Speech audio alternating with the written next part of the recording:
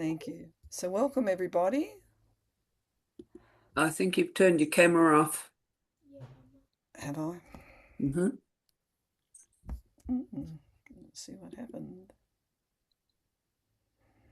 Just on the toolbar at the bottom, video. Where to make it? Not that one. Okay. That's me there. Oh no, that's Carol. Yeah, I don't know That where. one here. Oh yeah, there we go. Okay. Yeah. Okay. Yes, good. Good. Okay. Thank you. Thank you. Okay. So we might put that on again, that music, and start it because this is going to be a very important meeting because I'm going to explain the Omer and also that we can have time to go through the Torah portions too. Do you all understand about the Omer, how to count it and about it?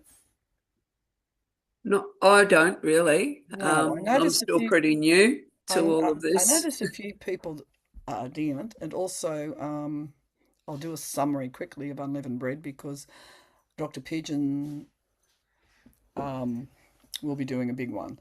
But that's part of the unleavened bread and the Omer and the barley harvest.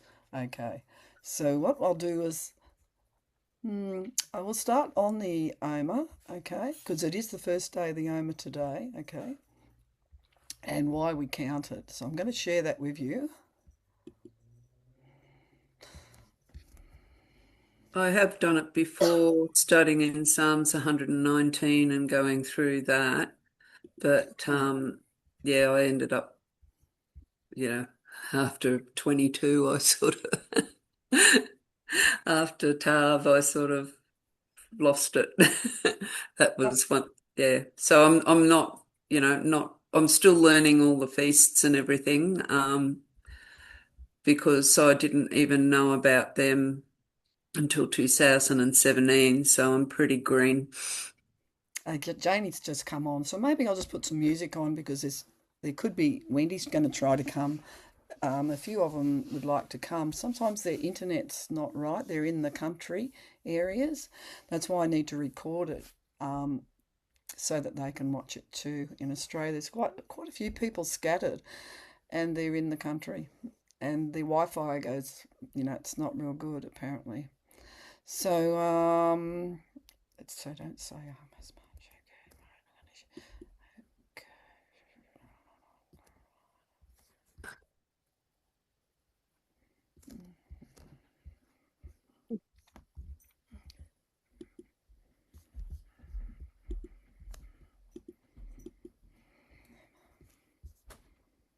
I'll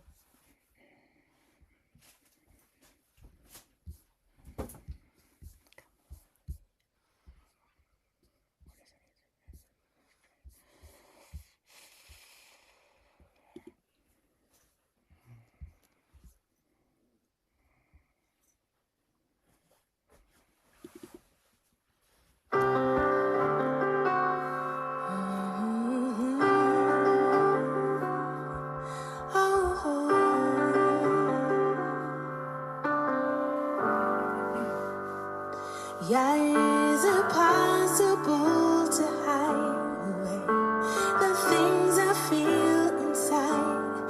It may be time that I confide in you and tell you what is true.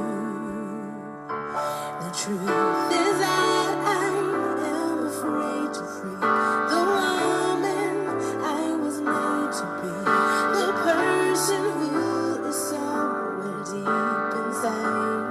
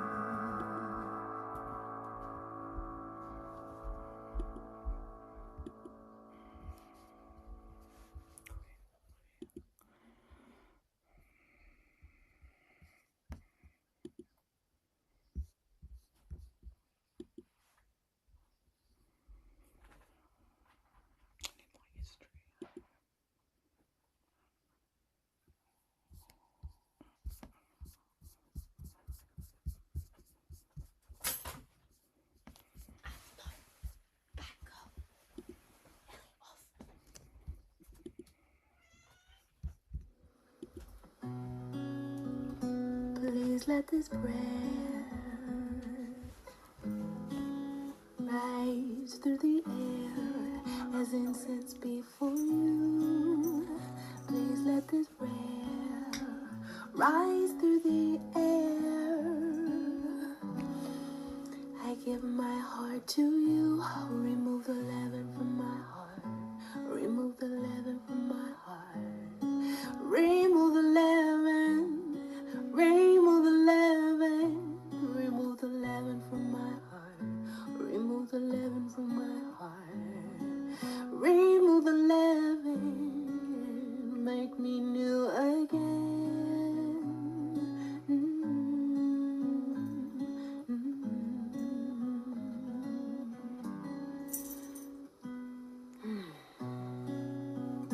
You are the Lamb. I lift my hands, a song of praise to you. You are the Lamb. I lift my hands, a sacrifice for you. Remove the leaven from my heart. Remove the leaven from my heart. Remove the leaven. Remove the leaven. Remove the leaven from my heart. Remove the leaven from my heart. Remove the leaven. Make me new again.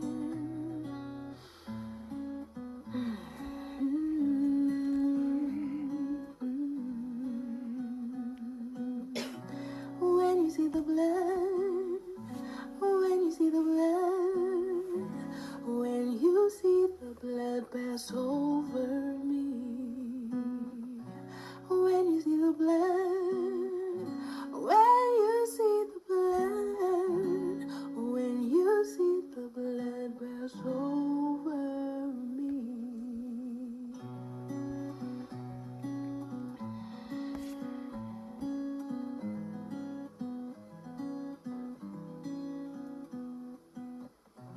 Please let this prayer rise through the air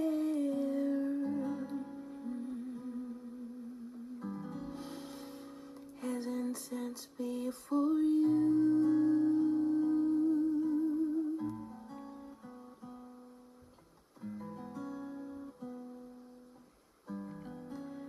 As incense before you.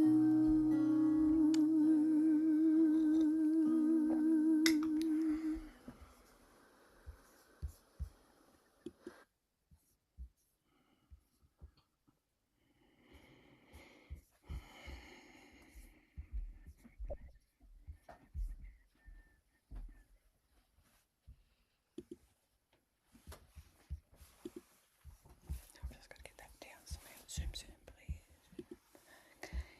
Right. Okay. Somebody like to, I think everybody's here now. Janie's here. Let's see, that's good. Heather's over here. She's here, and Tamika's over there too. So that's okay. Who would like to open in prayer? Please. Hand up. Someone. Okay, Bridie, I'm going to ask you, would you mind opening up in prayer today, please? Yeah. Thank you. Heavenly Father, Yahuwah, we just come before your throne, Yahushua HaMashiach's precious name. Yahuwah, I thank you for this day of your Shabbat, but also as we're keeping the feast of Matzah, Yahuwah, I thank you for this day. Yeah, I pray that we have ears to hear and eyes to see what the Ruach HaKodesh is saying, Yahuwah. I pray that this be a divinely inspired conversation that we have, Yah. Let everything be said, Yahuwah, pleasing to you, and everything that is not pleasing to you, Yahuwah. I pray you give us eyes to see and ears to hear before we speak those words, Yahuwah, that we would not say them, Yah. I pray that this edifies the body, but also brings you glory and honor. I just thank and praise your holy name, and I thank you, Yahushua HaMashiach, for what you did for us, for dying for our sins and renewing that covenant for us. I just thank and praise your holy name. Amen. Amen. Amen. Thank you so much.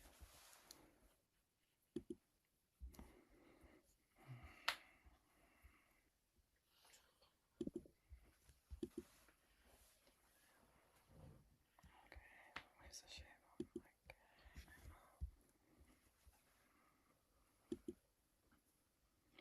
Okay, sharing. Okay, let's see why it's not sharing. Okay.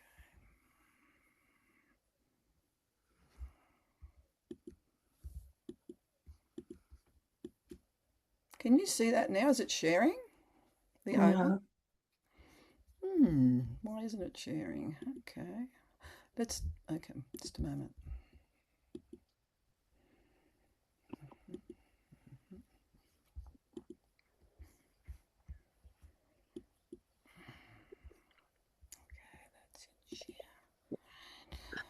So it should be sharing it. Okay, let's see. Let's see if I can get that off. Is that sharing? No, Okay, just a black screen thank you. at the bottom. Yep. Thank you. Now I can see you on the big screen, which is good. This is what I should be able to. You are now it's screening, isn't Now it? you've got it.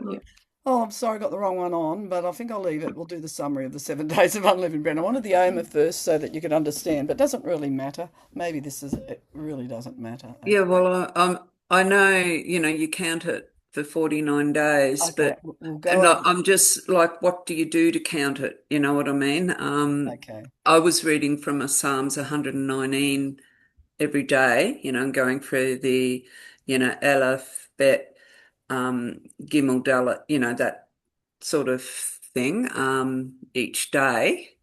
But Okay. yeah, just a bit lost still with some of those things because it wasn't what in Babylon, you don't learn any of that. Okay. I think it's going to share in order. So the next one is the Omer. So I'll just go through the summary of days unleavened bread for us today. We're commanded to eat unleavened bread every day, as we know, represents every day of our life, trusting and being at one with the Father and His Son, Yahushua HaMashiach, eating, digesting Yahuwah's ways, truth, and life. It's His righteousness,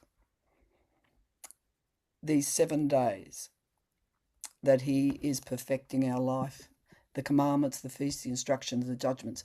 7 means complete perfection, Yah's righteousness perfecting in us every day. You remember the day, which was yesterday, we were freed from sin, bondage, baptism, repentance. Our realization of our need of the Messiah, death, for our sins, especially at Pesach, Passover. The 7 days represents Yah's complete work in our life by His power, His covenant, relationship between us personally. We are also told to remember this all the days of our life, to hate the evil way, fermented bread sin past, and love Yahuwah's way of life, Him representing unleavened. The 7 days of unleavened bread represents Yah's renewing our minds, His word, and our full trust in Him. Sincerity, truth, purity, His goodness and righteousness, abundance in health, love, humility, and trust in Yahushua. In all things, even at times of affliction, suffering, joyfully for His righteousness' sake. Our life represents the 7 days. Our life starts new after we are freed from sin, which was the night to be much remembered, which was last night. Was it the night before, that is? Okay, Yasharel, Israelites walked for 7 days, leaving Egypt in haste. They walked day and night. Their fear at the last was that Pharaoh was going to kill them. Their haste in getting out of Egypt, compared to us, is redeeming the urgency now, the short time we have on this earth, in being perfected daily in the renewing of our minds by the Father's Ruach Spirit. We are to be careful not to over-focus on the evil in the world, which is quite easy to do at times. I've been guilty of that myself. Rushing away from evil, we should live more abundantly. The Israelites suffered as slaves, bondage to sin. When they left Egypt, sin, their enemies pursued them, which was entirely not their fault. If we must suffer at certain times in this life to develop and be perfected in Yah's character in us, it's preferably from no fault of our own, but for doing righteousness and truth's sake. The bitter herbs represent their bitter bondage in Egypt, and our sin. The saltwater tears and our past sins were bitter to us before our repentance baptism, which kept us in bondage, but now free from sin. Deuteronomy 16:3, you shall eat no leavened bread with it. 7 days shall you eat unleavened bread therewith, even the bread of affliction, for you came forth out of the land of Egypt, Mizraim, in haste, that you may remember the day when you came out of the land of Egypt, all the days of your life. So that is really remembering your baptism when you repented, and that too. They feared. The opposite was to trust in Yahusha. That's what they needed to learn. The first in our life is to stay focused on Yahuwah's ways and do his will, righteousness, and seek his kingdom first, and his righteousness and promises of his kingdom. We are to continually to learn and grow in his ways, truth life with Yahuwah's Ruach spirit. In his love, by his righteousness, we guard, keep his commandments, instructions, ways, truth, and right judgments. Okay. Any comments on that? That's just a summary. Okay, can I see any? Okay, there's no comments. Okay, we'll go into the Omer now. Share. So it's, oh, there we go. Where's the Omer now? It's the next one here. Right. Share. Sharing that one. Wrong one.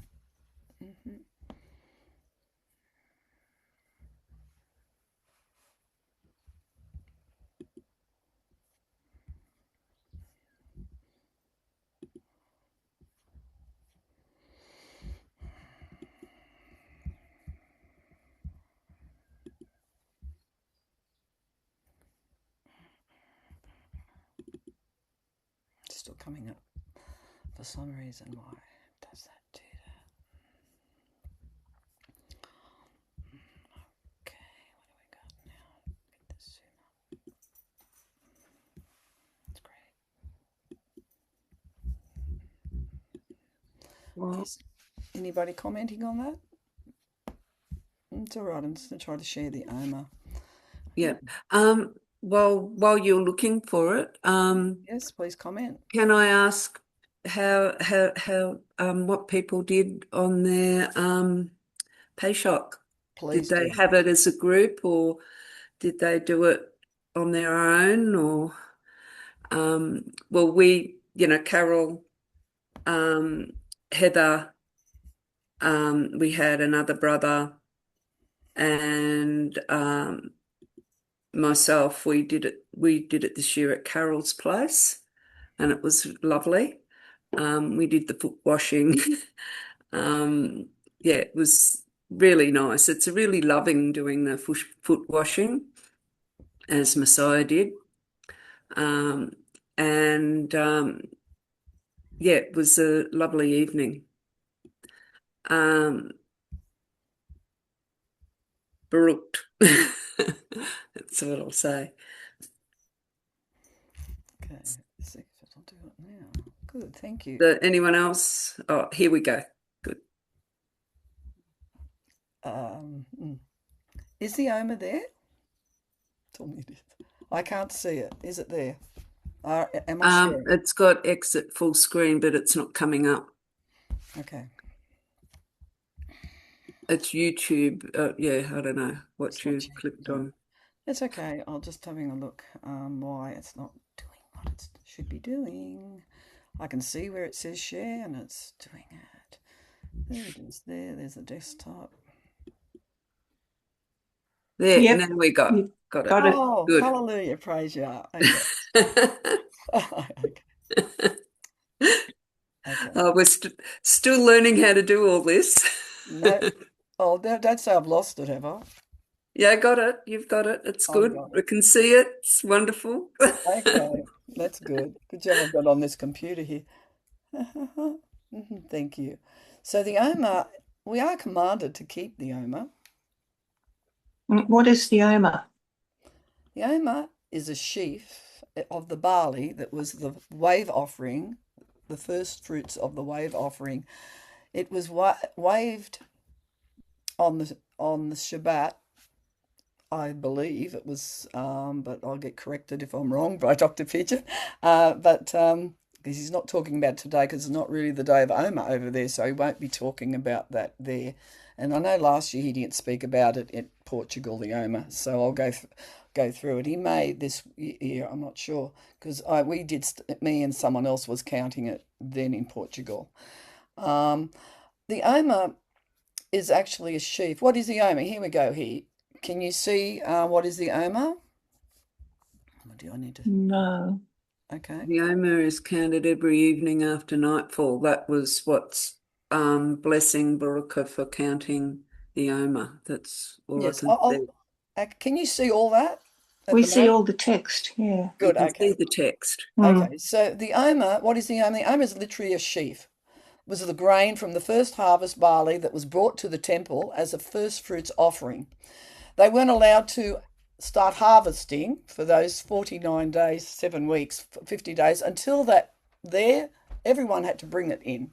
The counting begins on the day after the Shabbat, during Pesach, Passover, week when the first omer of barley was harvested and brought to the temple. So I'm just going to... So it was spring over there, up Yes, the it's northern spring there, hemisphere, yeah. where we The just... day after the Shabbat, after It's after the Shabbat, the first Shabbat, not as the Judaism does it. They do it actually after the day. They do it on the... Okay, they do have the Passover, then they have the first day of unleavened bread, and they call that the High Sabbath, of course, which it is. And then they start it then, which is not correct. If you see the scriptures, it's actually the Shabbat, and you have to count 7 Shabbats, and it's very clear in Leviticus, okay? In Leviticus 23:5, in the first month, on the 14th day of the month, in evening, is the Yehua's Pesach, Passover. On the 15th day of the same month is the Feast of Unleavened Bread to Yahuwah. 7 days you shall eat unleavened bread, and in the first day you shall have a holy convocation, which is an assembly. You shall do no regular work, but you shall offer an offering made by fire to Yahuwah 7 days, and in the 7th day is a holy convocation. You shall do no work. You spoke to Moshe, saying, Speak to the children of Yisrael and tell them, when you have come into the land which I give you, and shall reap its harvest, you shall bring the sheaf of the first fruits of the harvest. It will be accepted before you on the next day after the Shabbat. The priest shall wave it. That's the first Shabbat after Passover. Yes, not the high Sabbath, not the first day of unleavened bread, because it doesn't work out, because the other scriptures will tell you, and I can just let me see something here. Can I get that? Yes. So when you count it, anyway, I'll get back to my notes. I'm going out from my head at the moment, so I don't want to lose the track of it, the order of it, okay, to speak.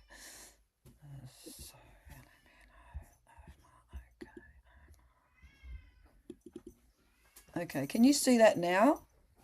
Still?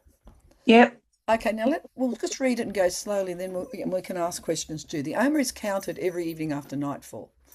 Before counting, we stand and say the following blessing. Blessed are you, Yahuwah, our Elohim, King of the universe, who has sanctified us with his commandments and our command us concerning the counting of the Omer. Today is the first day of the Omer.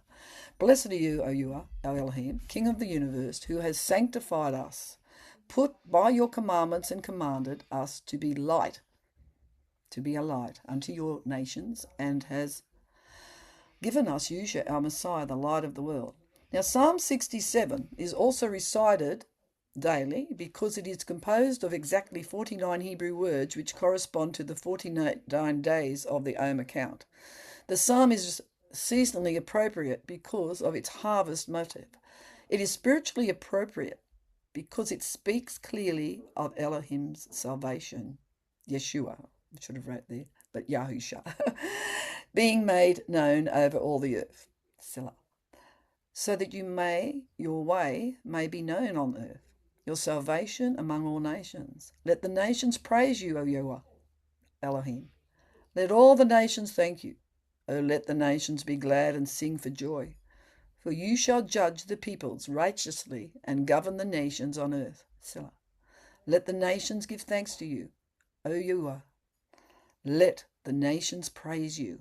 The earth shall yield its increase, and you, our own Elohim, shall bless us. Yahuwah shall bless us, and all the ends of the earth shall fear him. That's in Psalm 67. Now, counting the Omer. The Omer literally, as I said before, is a sheaf, was grain from the first harvest, barley, that was brought to the temple as a first fruit offering. The counting begins on the day after the Shabbat, during Passover week, when the first omer of the barley was harvested and brought to the temple, which was the first fruits. Yusha was the first fruits offered, and we are the first fruits after that. When to count the omer? In the first month, on the 14th day of the month, in evening, is the Yuah's Pesach, Passover. On the 15th day of the same month is the feast of unleavened bread to Yahuwah. 7 days you shall eat unleavened bread. In the first day you shall have a holy convocation, meeting or getting together or talking. You shall do no regular work, but you shall offer an offering made by fire to Yahuwah. 7 days. In the 7th day is a holy convocation. You shall do no regular work. Yahuwah spoke to Moshe, saying, Speak to the children of Yasharel and tell them, When you have come into the land which I give you, and shall reap its harvest, then you shall bring the sheaf of the first fruits of your harvest to the priest, and he shall wave the sheaf, that is the barley sheaf, before Yahuwah to be accepted. On the next day after the Shabbat, the priest shall wave it. Now, why do we count the Omer for 49 days? It's good to ask questions. Yahuwah commanded it, and you shall count it to you from the morrow after the Shabbat, from the day that you brought the sheaf, Omer, of the wave offering. Yes? That's the morrow after the Shabbat. So today's Shabbat, so that's tomorrow Sunday. Yeah, we start counting at sunset. Sunset tonight. Well, it can be the sunset any time in the Shabbat because it's 7 Shabbats, as we'll read. Read in Leviticus 15:6. Even tomorrow after the 7th Shabbat shall you number 50 days. Okay, Bridie, yes? Bridie?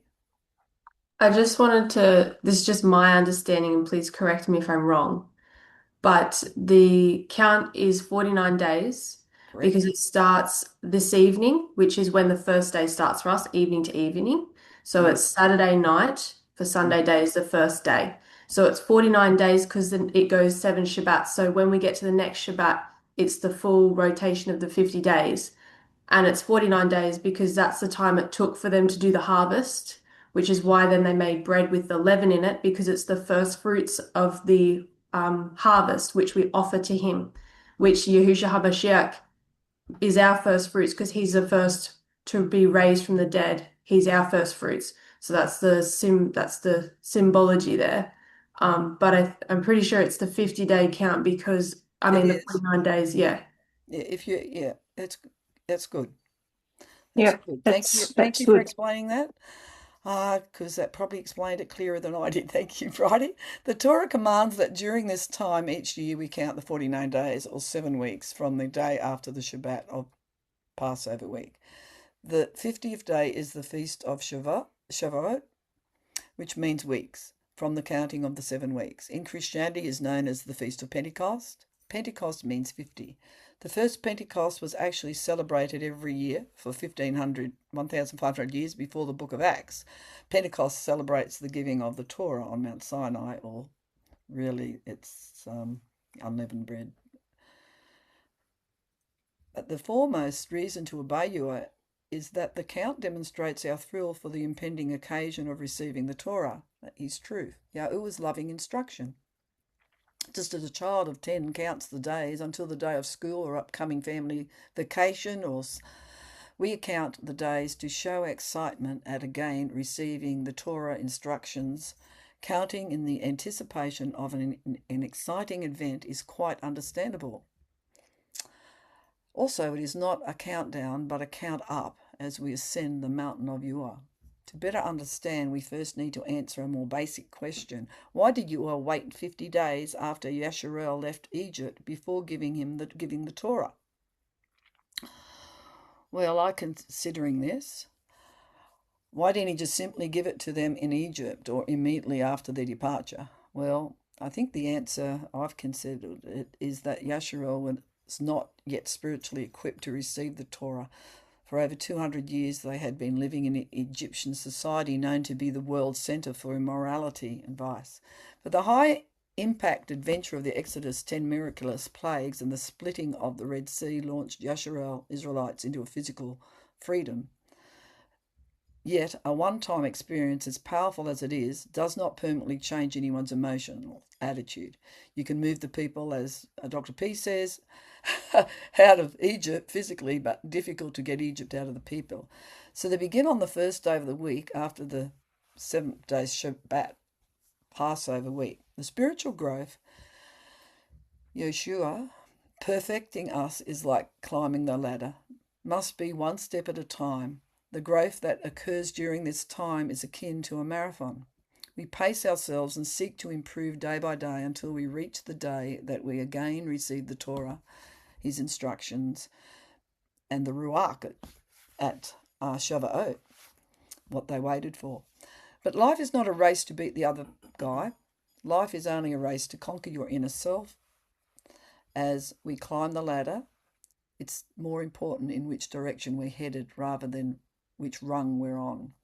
And we cannot even conquer ourselves without the Ruach, his spirit. Don't just count the Omer, make the Omer count. The Master's resurrection makes the counting of the Omer a season of special significance and joy for his disciples. It is time to remember the resurrected Yahusha. All his post-resurrection appearances and ascension fell within the days of the Omer count. He ascended on the 40th day of the counting of the Omer. And they also, for 10 days, they actually were told to wait till Shavuot, which 10 days represents the 10 commandments, instructions. So counting the Omer begins the day after the Shabbat. Okay, first fruits. Is any questions so far? Any comments too, and to clear anything up that I may have said?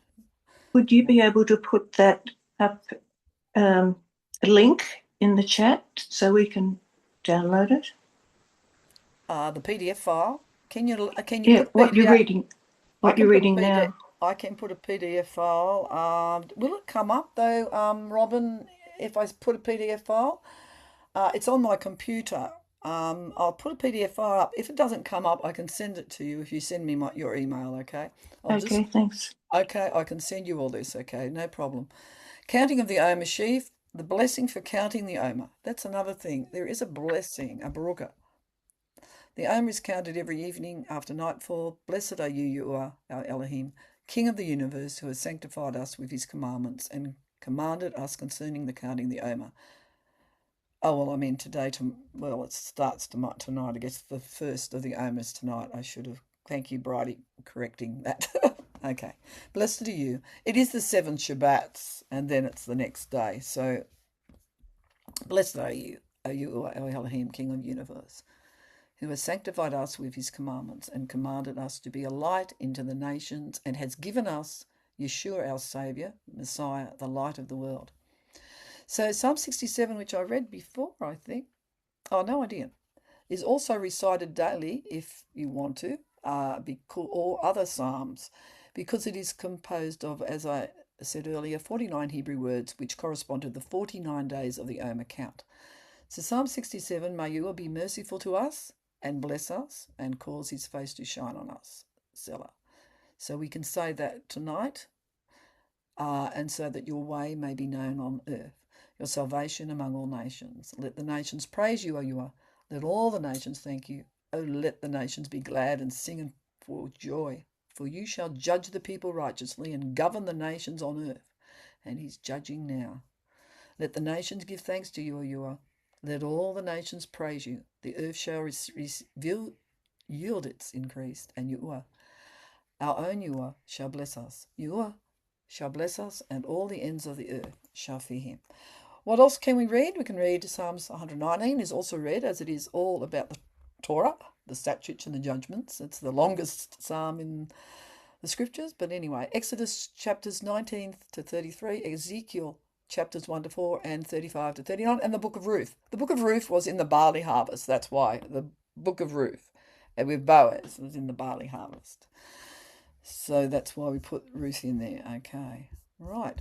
So the PDF file, can I put that in the chat? Let me see. Okay. PDF file. Okay. I'll try to do that now. You should be able to copy it and paste it in the chat and then be able to send it. Hopefully. Okay, I've got to stop sharing though at the moment, okay? So then I'm going to see if I can do it now. I think you did it once before. I probably did. Mm. I'm going to tell you something. I don't even have chat down here at the moment. Would you believe? Because they change things. They update things. They did tell me they were going to change it and bring it over. Yeah, it's okay. It's fine. It's just the chat's probably in your place still the same. But I'm going to just hang on. Let me see if I can. If it's easier for you, Carol, you can just send it to me and I'll put it in the chat if you want. Oh, hang on. I can put it on Telegram now. It can go on Telegram now.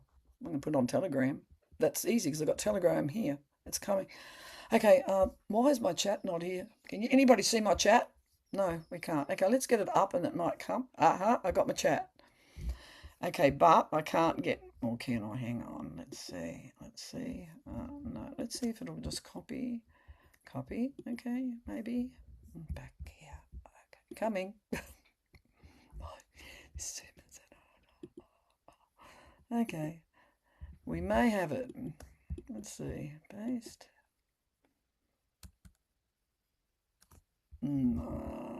Is that going to be, I did copy and paste it, but I don't know if it is. Will that come up? That's what I pasted from a PDF file. If not, I can put straight into there or email it, okay? But I can email it to you, Bridie, and I can also put it on the Australian, which I can do now straight away. Okay, Australia, where am I? Except for Australia.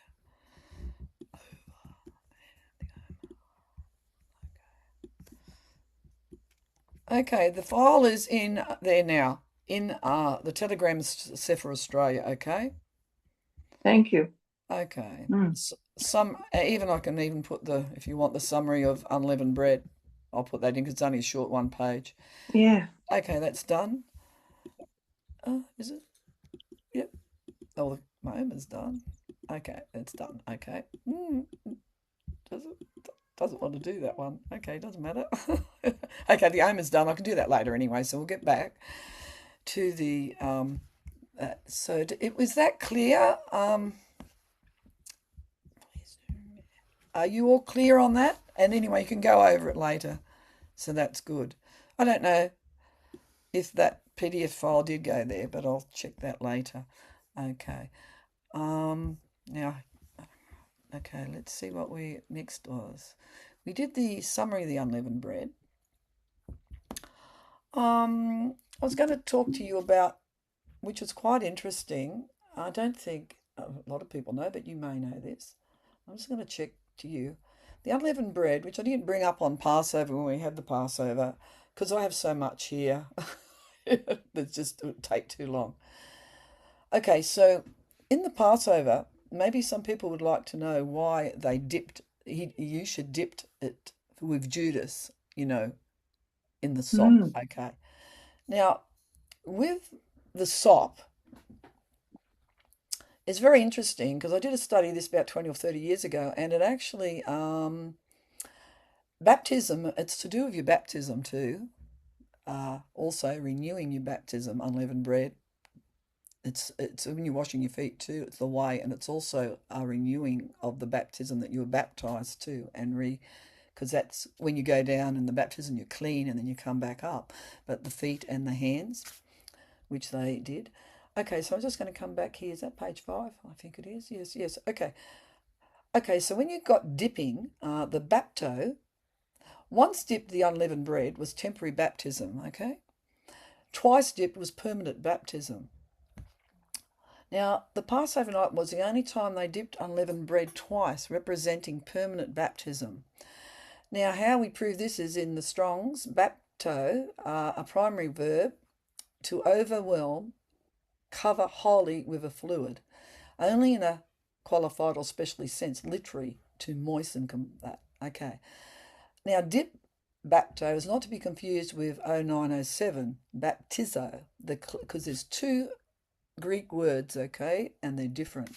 The clearest example that shows the meaning of baptizo is the text from the Greek poet and physician Nicander, who lived about 200 BC. It is a recipe for making pickles. It's very helpful because it uses both words, which the new Greek does in the New Books of the Bible, okay? Nicander says that in order to make a pickle, the vegetable should first be dipped into boiling water and then baptized in the vinegar solution. Both verbs concern the immersing vegetables in a solution, but the first is temporary and the second is the act of baptizing the vegetable produces the permanent change. So when the Pascha supper commenced by the head of the company, that's what they understood. Some of them would have understood that at the time. On all other nights, they dipped the herbs only once, but on the night, they did it twice. So that's how important it was, the Passover.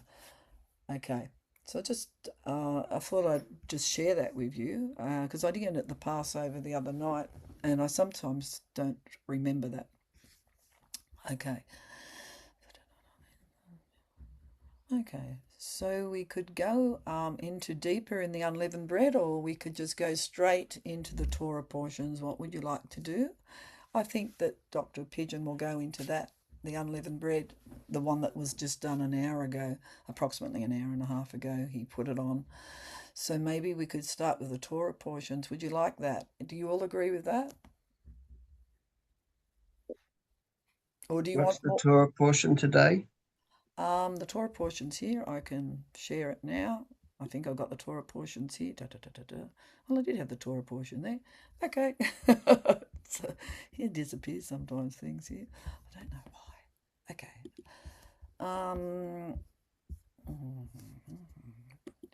Okay. The Torah portion was, I don't remember now.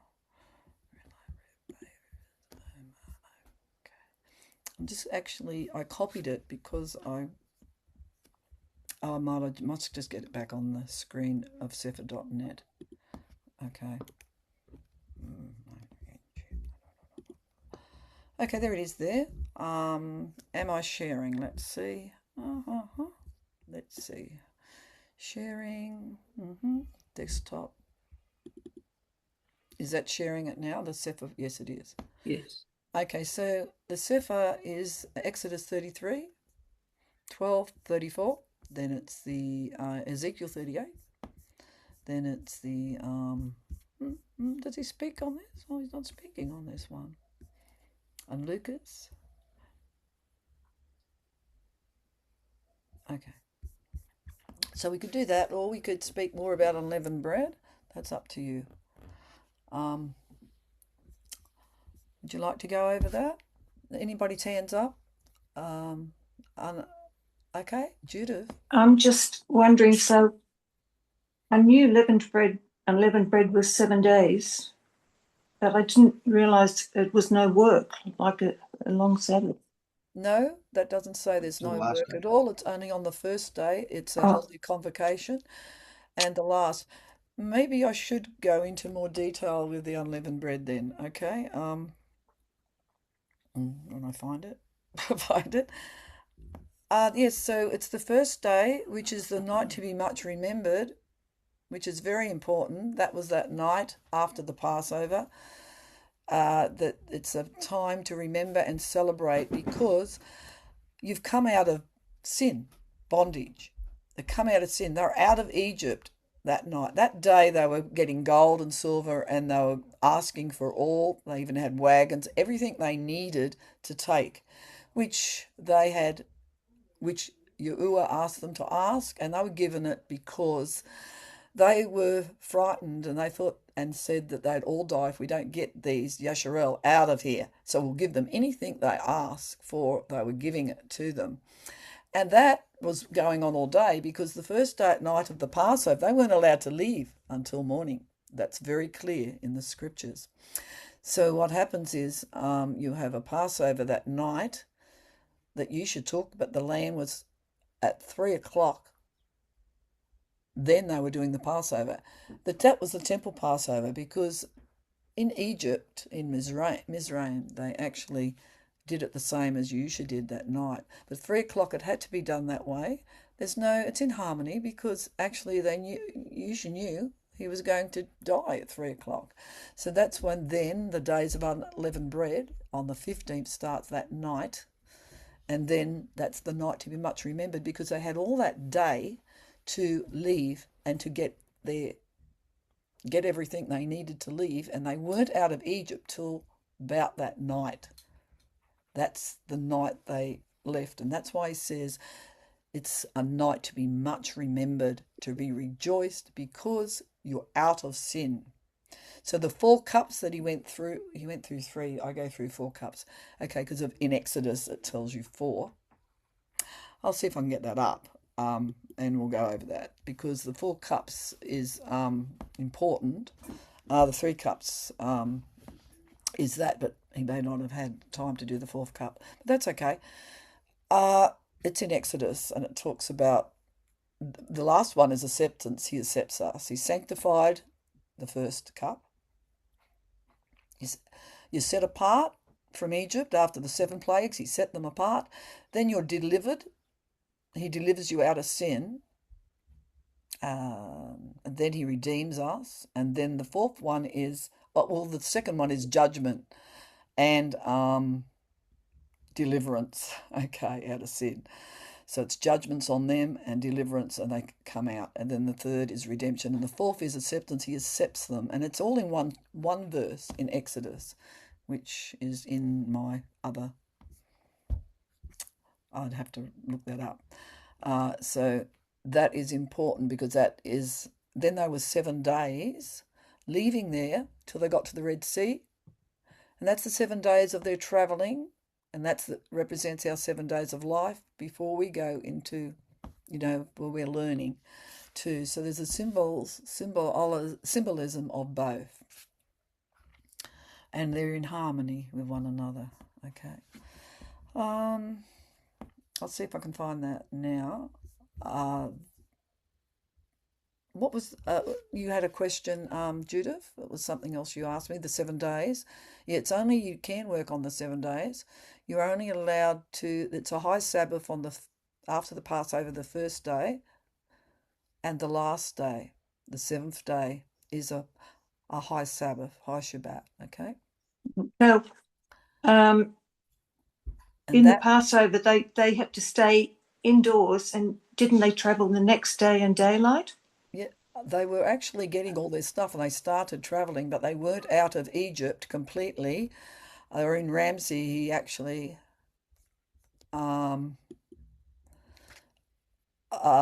think he got them together in Ramsey, because he was a military and he understood there's about 2.5 to 3 million approximately. And so, but they weren't out of Egypt completely till that night, and they travelled, it says, day and night, because he had a pillar at night and in day. He had light at night. So they at night. They stayed indoors during Passover to be protected. Then the next day there was a big gathering of all the Hebrews together. They were asking for produce and for everything. They had wagons for the old people, probably, and other things they had. They had things. That was the next day. That was that day, yes. Yeah, that was the day of the Passover still, because it's that day, because that night and that day. And then they actually, all day, they were preparing to leave, because they weren't allowed out that night. It's quite clear in the scriptures they were not allowed out. They had to stay in till it was passed over. So the next day they were there, and they were trying to push them out of Egypt. They wanted them out of Egypt because they said that we'd all die if we don't get them out. So, and they were told earlier to ask for whatever they wanted, and the gold and silver they asked for, of course, that was their wages of their labour, which is the minimum double, because they really sold out as slaves, and they weren't really to be slaves. But Yah did that plan for a reason. I think one of the translations uses the word borrow. Borrowed the gold. Does it? Yeah. I don't know if that would be correct, but I'm not going to say it is or not. I'd have to look into that. Because it was given to them, they asked for it, and then it was given to them, and they were kicking them out. So I'd probably look into that word, word Hebrew. a little bit more. Borrowed. Okay. So what version is that one that you're talking about? Or Oh, I'm not sure. I'll quickly look it up, or if Bryby can, I've got the other computer here. Borrowed. Good question. Borrowed. Let's see. And the children of Yashar did according to the word of Moshe, and they borrowed. Okay, let's see what that is in the Strong's Concordance, and I'll just have a look. Oh, you found it, have you? Yeah, I have found it. I'm just looking now. Borrowed. Okay, let's see what that. It's the BD Browns driver Biggs and Strongs I've got here. Implication to request. Charge, consult, demand.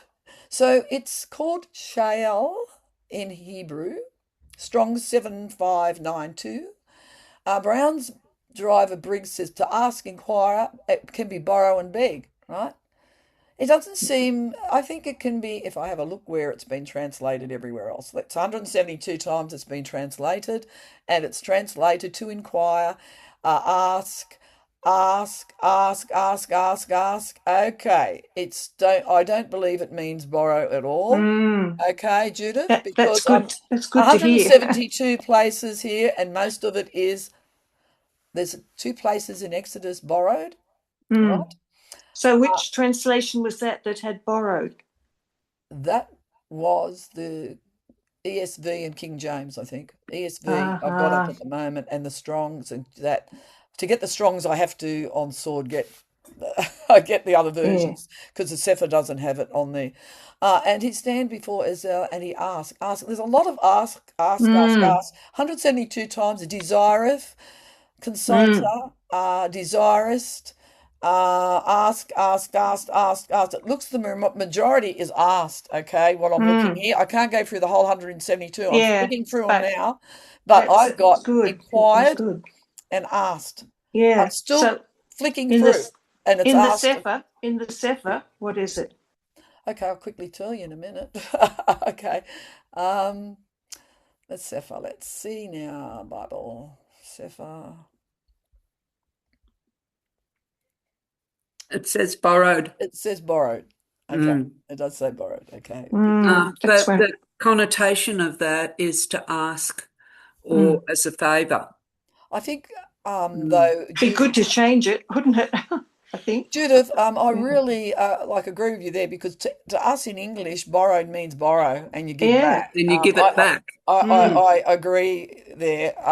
Though it can be, in Hebrew, a word can be translated quite a few different ways. But this would have been asked, my heart believes, I can be corrected on that, because they weren't going to give this back.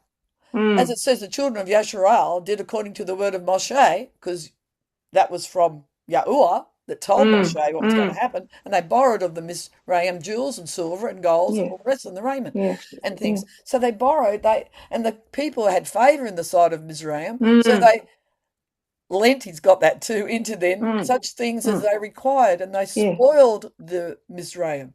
I'm not arguing for it, and it's just unfortunate that it is in the Sefer like that. It would be there's nice a few to have little a change. things. I think I'd have a look at in Portugal. One thing though, with borrowed, like they were deprived of wages. So it was restitution for what the wages that had been stolen from them. Yeah. So that's not borrowing, is it? No, it's not. Well, like in Strong's or Brown's Briggs Driver, it's to ask for a favour. Yes, it is. So that's a lot better translation. So yeah. Yeah. Yeah, it's 172 times that Hebrew word, and most of it's ask, inquire, desire. Most of it's asked, I think. I haven't looked at all 172, but I flicked it really quickly and I probably saw about 30 or 40, and it was mainly in ask. Bridie's got her hand up, Carol. Bridie, yes, please. Away you go. Unmute I yourself. just wanted to say that it does say in Jasher, it says, and Pharaoh ordered the children of Yasharel to be sent away, and all the Mitzarim strengthened themselves to send them, for they said, we are all perishing. And all Mitzarim sent Yasharel forth with great riches, sheep and oxen and precious things according to the oath of Yahuwah between him and our father Abraham. Wonderful, thank you. That's really good Yeah, because that's that is, I knew that was more than that. They did take a lot.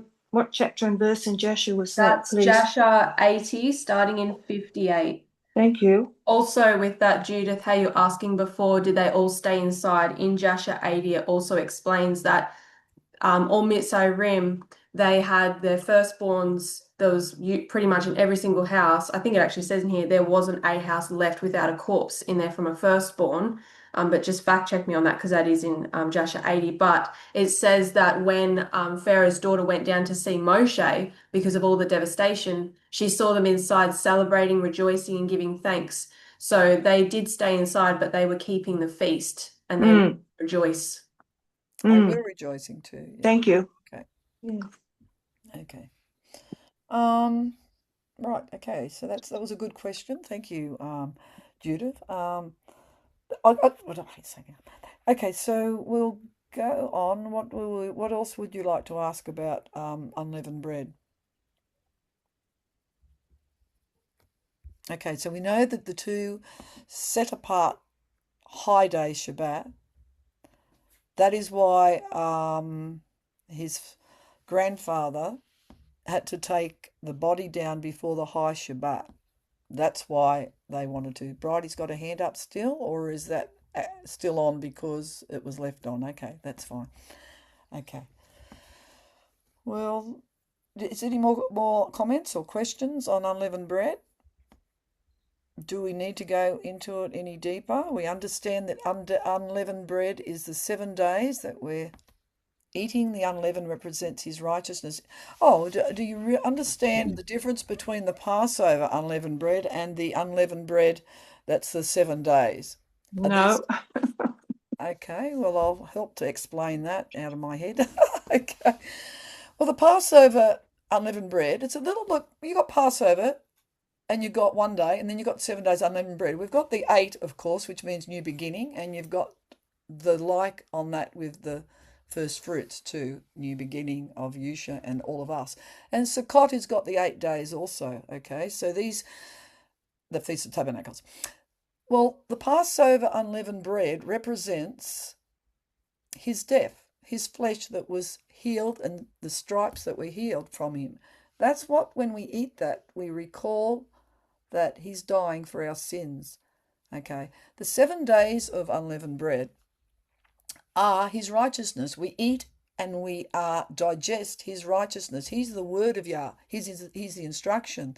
So the 7 days are eating of that unleavened bread, which is pure truth, righteousness, and his kingdom. The unleavened bread that we eat, because a lot of people had asked me many years ago, or not asked me, but I'd asked the questions too and needed to understand should we eat bread after the Passover, you eat the Passover, and then can you eat bread? Well, I feel, only my opinion here, I consider it I don't. Even if it says 7 days of unleavened bread, because though it's not wrong, I'm not going to say it's wrong or right, it's because I feel the meaning of when you go through the Passover, the bread is the stripes, even on the matzo bread, they have the stripes and they have it pierced. It's because he was pierced for our transgressions, and also it was all to do with sin. That's what it was to do with. Where the unleavened, when we're eating in the unleavened bread for those 7 days, is perfecting us with his word, because he is the bread of life. He is the word. So, to my understanding, and I see that as a little difference. there's a bit of a difference there, okay? But you can comment on that, and that is what Yah's shown me anyway, okay? Yes, Heather? I was just wondering, was it anything to do with the barley harvest? What's this, the unleavened? Yeah. Well, they had unleavened at the time. When they come over Jordan, it was a barley. It's the barley harvest, and it was made out of barley. Okay. Yes, it was. At the time, it was the barley harvest. Thank you. That's why, Janie. Yes, please unmute yourself. Could you ask? You want to? Yes, Janie. Could you unmute yourself, please?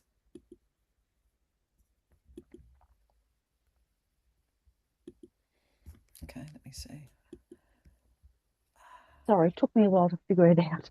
Okay, thank you. I'd heard a while ago, and I don't even know if it's true, that barley is a softer grain. Well, I know that's true, and that when you harvest it, you only had to winnow it, which is, like tossing it up in the wind, or basically speaking of the ruach, separating the chaff from the grain, because it's a softer grain. You don't crush it. And that the wheat was a harder grain, and it had to run under a tribulum on the threshing floor and be threshed, and then you winnow it. So I don't know if that's true or not. And also that barley was considered like poor man's bread too.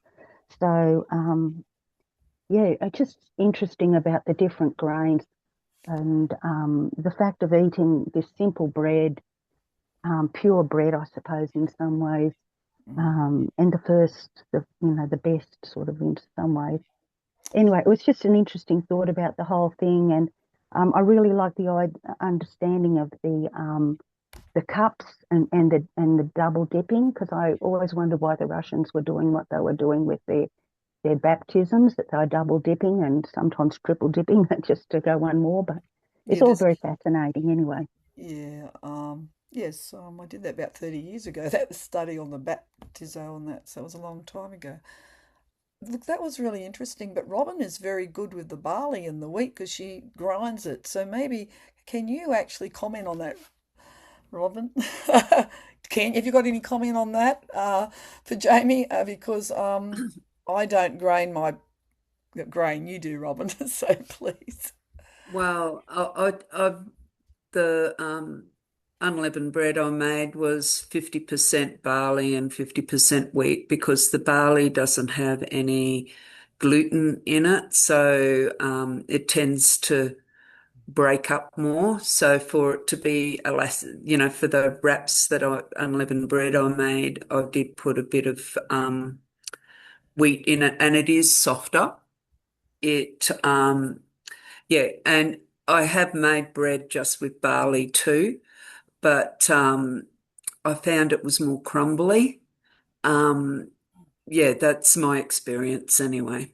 It doesn't hold together the same because there's no gluten like in the wheat, Thank you the for that. elastic part that, Mm. yeah, holds it together.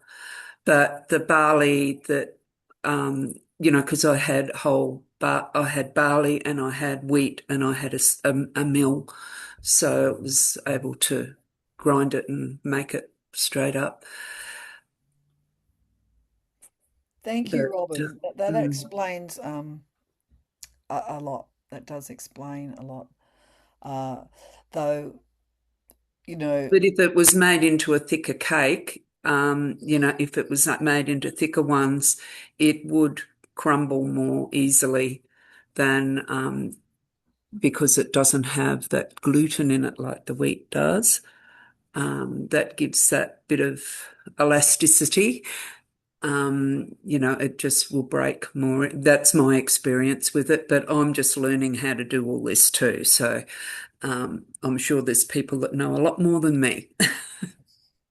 we're all Maybe that's why learning that's still. Mm. All of us. Bridie, yes, Bridie. I think the harvests are also representing spiritual harvesting as well, because you have the barley, the wheat, and the grape. And Yes, so the that's barley right. is the easier harvest. You don't have to do as much to it. They're quite easy to harvest. So that's kind of spiritually, you think about the people who have come to Yahuwah.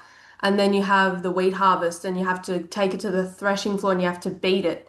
and it then becomes the wheat that you need. And then you've got the grape, and you have to tread and press it. And it says in Revelation, it talks about Revelation 14, I think it is.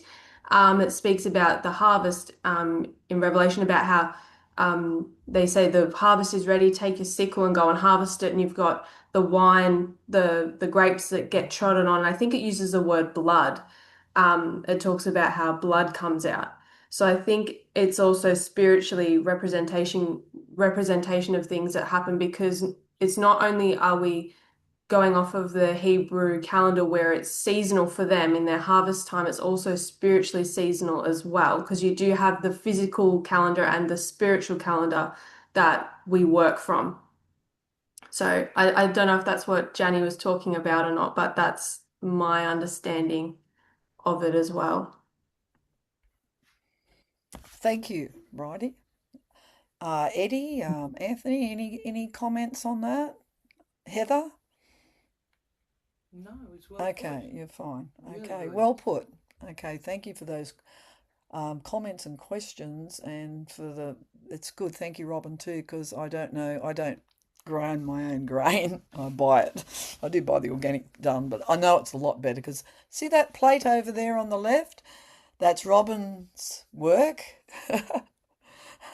That's her bread, the barley and the wheat she made for unleavened bread for us. Thank you, Robin. Awesome. It's awesome. Tastes very good too. She does a good job, doesn't she, Heather? She does. She does. So Thank you. good. It's really good. Okay. So, was there anything else that we could speak about on unleavened? We're understanding of the resurrections, the 40 days, and the 10 days they waited, which represents the 10 commandments. Yes. Oh, Bridie, can we see you? I put you on full view and then I can't see you. Your It's hand's really still up. dark in here. The camera keeps going orange to black, so I just leave it off. Okay, that's fine. You wanted to say something else, or is your hand I still just there? wanted to say something interesting when we're talking about like unleavened bread, first fruits, and counting the Omer. Is I find it really fascinating how it's all kind of connected, because Mm. the Israelites in the first Exodus, they were inside and they did keep Pesach, and there was all this devastation on Mitzrayim, but it didn't touch those who were Yah's people, who put the blood on the doorposts. So then we're waiting in anticipation for the second Exodus. So we put the blood of Yahushua Mashiach on our doorposts by keeping the feast and keeping it the way Yahushua told us to keep it, which was when he said in the word, how he said, keep this, drink this, and eat this in remembrance of me in his renewed covenant. And then we look at how when the Israelites came out of Mitzrayim, and on the third day, they were given the commandments. And Yahushua HaMashiach is the word, and he rose on the third day, and we are sustained by his word. And it says in the word, you are not, you do not live, what is it? Bread alone. Yeah, that's the one, but by every word that proceeds from the mouth of Yahuwah. So there's the commandments. So I just find it interesting. And then you've got the counting of the Omer, which is the 49 days, the 7 Shabbats. And then when you get to the 50th day, which 50 represents a Jubilee, which is the year that all of the slaves get set free, and everything gets brought back to null again, and you get to start afresh. So it's 7 Shabbats, which, as you said at the start, was what 7 means. I just find it interesting how it's so interconnecting with each other. And then we get to do all of that, but it's like we kind of do it from remembrance, but also in anticipation for the future. But I just find it interesting how it all connects. Do you agree with that, or am I wrong Well, in no, it connects perfectly with the Jubilee and everything it does. And, the 40 days when and they were 40 days in the wilderness, remember, 40 years. So the 40 means quite a lot too. And you've got the 10 days that they waited for the Ruach, and it come down mightily and powerfully on them all that was staying there. It wasn't just the disciples, it was the others that were there too. And wasn't it 3,000 were baptized then, and 3,000 were destroyed in Egypt, in Mizraim. So yeah, for numbers is very important, and that's why we keep the Omer also. I didn't when I was first 19 and 20, when I was first keeping the unleavened bread and Passover. I never understood the Omer then. Okay, so I'm still learning, and but the Omer is important. We are instructed to, and I think it's fascinating too, because we are to look forward to growing in more truth and getting rid of all the deception, um, that we've been brought up in. We've been educated in our schools and in everything, and when we had no choice of that. And that's when I was saying when I wrote about the Egyptians, when they were coming out, they had no choice of, they got really, well, in the book of Yasha they did, because the Levites actually told them not to go and get caught up with making their bricks and that, because they first were being paid. I think it's in the book of Yasha. I've read too many books, I guess. But I think it's the book of Yasha that they were getting paid to help them build these things at first. So they got conned. They didn't. It was just not overnight that they got into slavery there. They were paid. The Levites were exempt because they knew. And they said and warned them not to do it. And I think it's in the book of Yasha, but I can be corrected on that. I think it was to wall a city or something. The wall, Yeah, build walls. that's Yeah. right, because Esau was So there was actually, fear. there was fear of Esau because Esau had attacked before and they wanted them to help, which they helped there. But then after that, they were getting paid for that. But then they asked them for other things. And I know the Levites didn't want them to do that. Okay. And they said, no, don't do any more. Right. So, what would And happen there? Yeah. So do you recall that, Robin? my So, recall of it, yes, which please. is, my recall, which Yes. is not Okay. was that the Egyptians were working on it too, and so was Yasharal working on Yes. it. And then what happened was the Egyptians gradually withdrew, and they were getting paid, and then they sort of enslaved them to do it. So it's a lesson for us, Be with careful. we've got to be very careful Careful. that we, don't tie ourselves down to Babylon too much. Um, so they, and the ones that didn't participate, which was the Levite priesthood, they weren't enslaved No, they weren't enslaved. ever. No, they weren't. They weren't enslaved. So there was That's some correct. contract there. Yes. There is one reason that I've read somewhere. I'm sorry, I don't always recall where the books that I've read.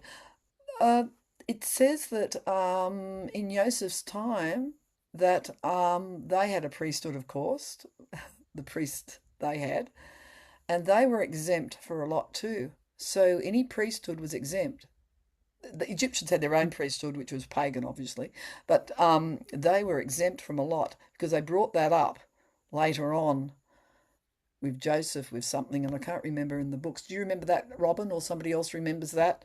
So there was, the priesthood was exempt, the Levite priesthood, because the Egyptian pagan priests were exempt from things also.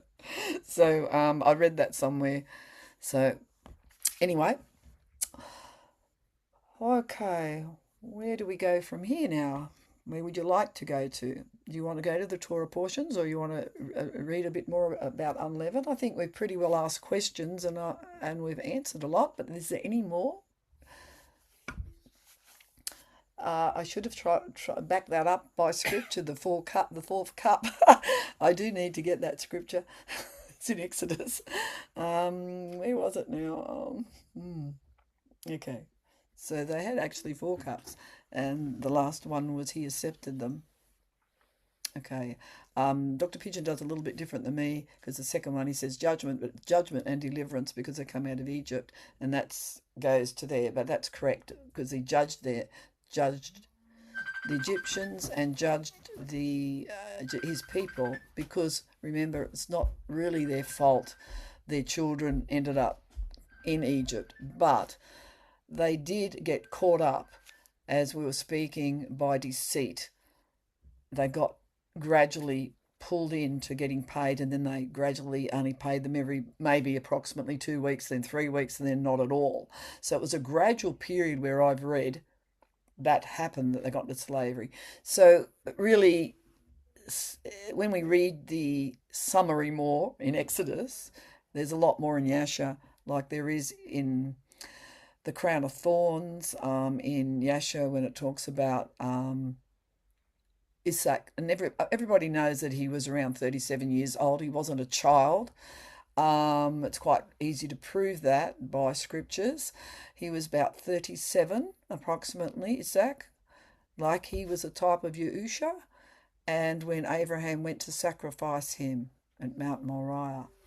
So, and then you had the lamb that had the crowns of thorns on him, which represented Yusha also.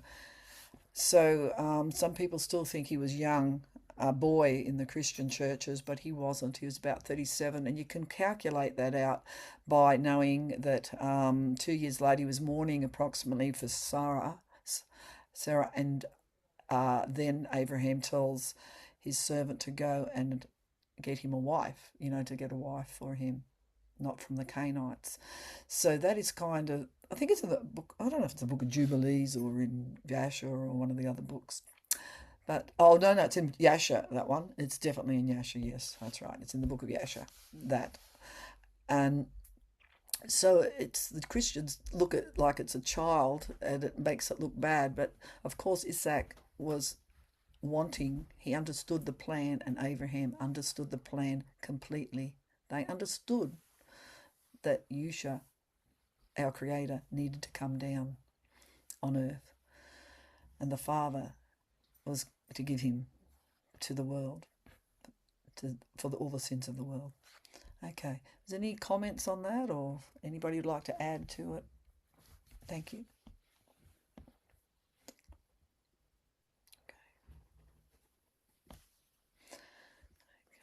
The chats.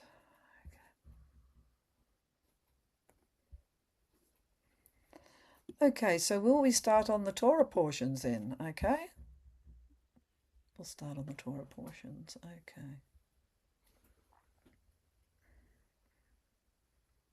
Exodus 33, you said? Oh, just looking it up now.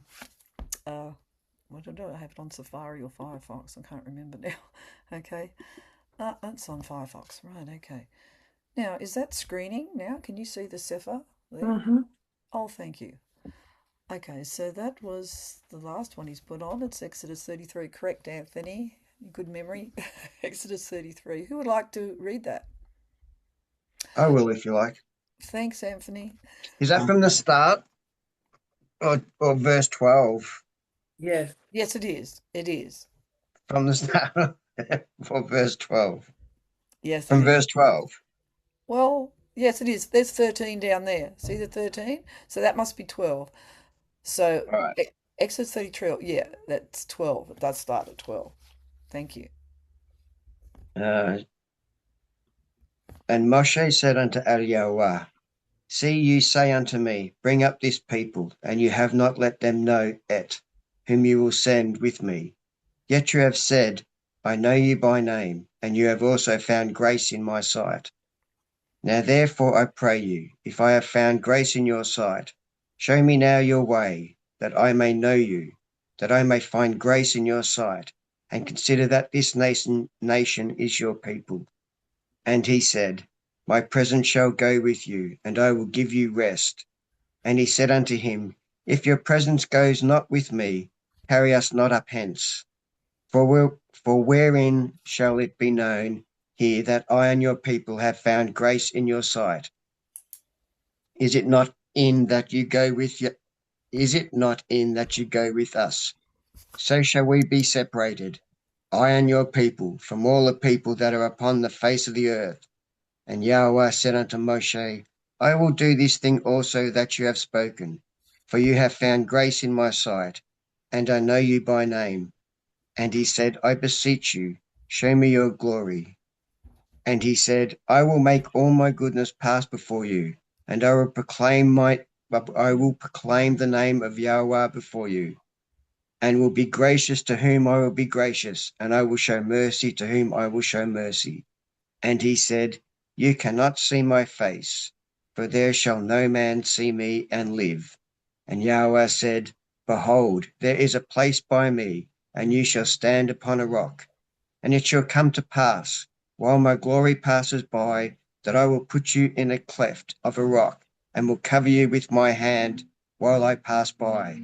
And I will take away my hand, and you shall see my back parts, but my face shall not be seen.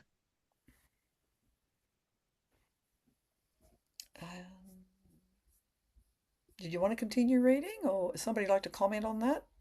Can I make a comment?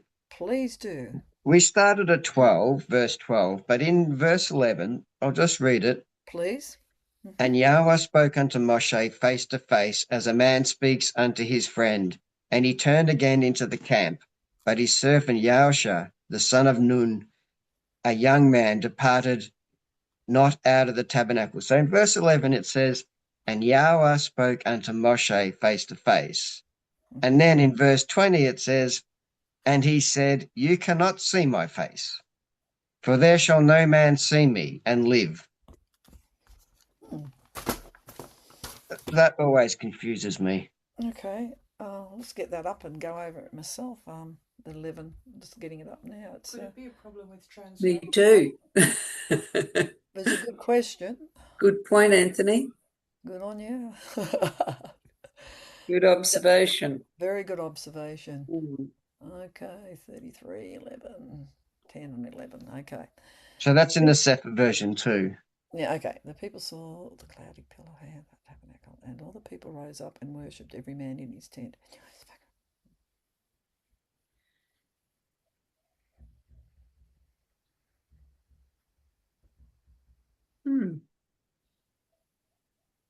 Do you think maybe he took on the form of a man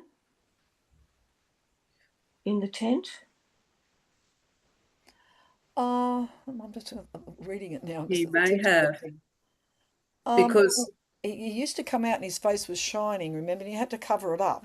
That's right. He had to cover it up. And you were And that's why he appears in the burning bush, doesn't he? Because Moshe couldn't look upon him, because no man looks upon him and lives.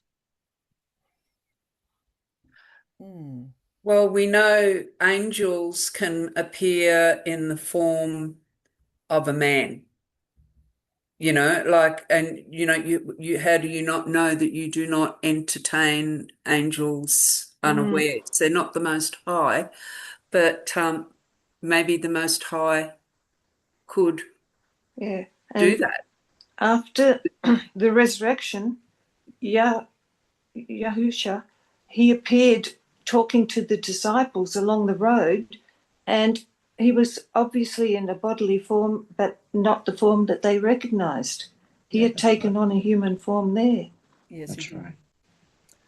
And as it says, you can't see him and live all of his glory and honor. In our realm of our physical bodies, we can't see that part of that realm of his spiritual part of him that's so brighter than the sun, the light, and that. So that was a good comment. Those comments are really good. And there's a pillar of cloud that stand at the tabernacle door, which is interesting, and all the people rose up and worshipped, every man in his tent door.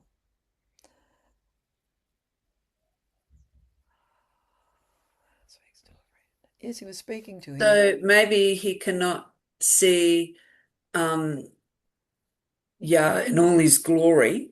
No, that's correct. Cannot see that, but he could appear like, other Elohim, the little Elohims, can appear as people in different forms. That's correct. And even Yahusha, that good point there, on the road appearing, and they didn't recognize him. So, maybe it was in the form, a form that wasn't showing his full glory. I'm sure it had to be because he would not. Yeah. He could, by the scriptures, Robin, as you're right, you can't see him in his full glory. That's why he had to put his hand there, and he only saw the back part of him. So that all those comments are very good. I think, Anthony, they may have answered your question, because definitely remember doubting. You called him Doubting Thomas, but I Doubting guess Thomas. yeah. He saw him. He did see him in his form that he was before he passed, not in his spiritual form, because he put his hand in his side. In his side and in his Hand, yeah. and in his Palm or hand. palm or his wrist. Wrist, hand, yeah. By the shroud, it's kind of down further in between there, which I've had a study on the shroud a long time ago, and I found it. I think it is the real shroud, that one. I've always thought that, in reference to the shroud, that the Catholics have always tried to hide it. Yes, I have got a bit of proof on They're that. deceivers. So yeah, maybe it is the real thing. well, I've got that. I can get it up if you want to look at it, the shroud, and a little bit of it. I mean, it's up to you, but maybe, I don't know if we have the time. I'll just. Why would they want to hide the fact that it could be Yahusha, the Catholics? There's many reasons. As to why, I don't know, but there's many reasons of things that they've hidden, as in changing the day of the Shabbat, and then they worship the Queen of Heaven and idolatry and all that kind of stuff. So, I mean, why wouldn't they hide it if it's the truth about Mashiach and all that pertains to him? Does it contradict something they say? A lot they say is contradicting to the word. But it's contradicting that shroud is of Yahusha. It becomes an idol. But they have sort of other idols? They have many. All the saints. That would be a problem. That's a good question, Judith. I don't know why they don't want it to come out. I've got no idea. Maybe it might take it from them. People might go and delve a bit Takes more. their authority. It takes their authority, because there's a lot in that. I've got it on truerevealing.info, a lot on that. That is mine. I'll put in the chat. That's my True Revealing. There's something up recently. I just saved it on YouTube not long ago that I found was really, really interesting about the shroud, but I didn't post it or anything. I just kept it. Well, I've actually got it all on my True Revealing. I did a big thing on it a long time ago. And I personally believe it is the shroud, okay, because it's done a lot of there's people have done, which are not even Christians and didn't know much. They've taken the cloth and they can prove where it come from, and because there's even what is there now, dear me? There's from Jerusalem, there's the botanics, like, the leaves or something they can still find that it's still in the cloth. It's amazing what they can do, science now. So anyway, there was a lot there. I don't know if I should get it up or not, or we should continue. It's up to you. They've made an AI generated from the shroud alone of what Mashiach actually looked like. Yeah, you want me to show it to you? Sure. Okay. May I say something? Okay. Is that screening at the moment? Yeah, it's there. Okay. This is my website that I've had for 15 to 20 years. Or maybe more, I don't know. Crown of Thorns. Okay, revealing the deep meaning of the Crown of Thorns. Different types of thorns in Yesharel. Okay. As there it is there. The revealed meaning of the Crown of Thorns. Oh, okay. That was going to be released, was in Pentecost 2:17 that I released. But I don't want to go down here. Hang on. It's the thorn bush. Oh, dear. No, I didn't know that was all there. Okay. I thought I had photos. That's the old one. Those photos there of Mashiach, they're the photos that the Catholic Church has inside their churches. Mm. Carol, may I say something? Yes. I would like to point out that when Yahusha died, he was all bloody, he was all swollen, he was unrecognizable. And yet in this shroud, which I believe is real too, he is healed. Look at his face, he's not swollen. The blood stains are there, he's all put together. He was ripped apart, that man. And also the fact with his hair is hanging down like he's standing up, not lying down. Mm. Good observation. And I think this is real.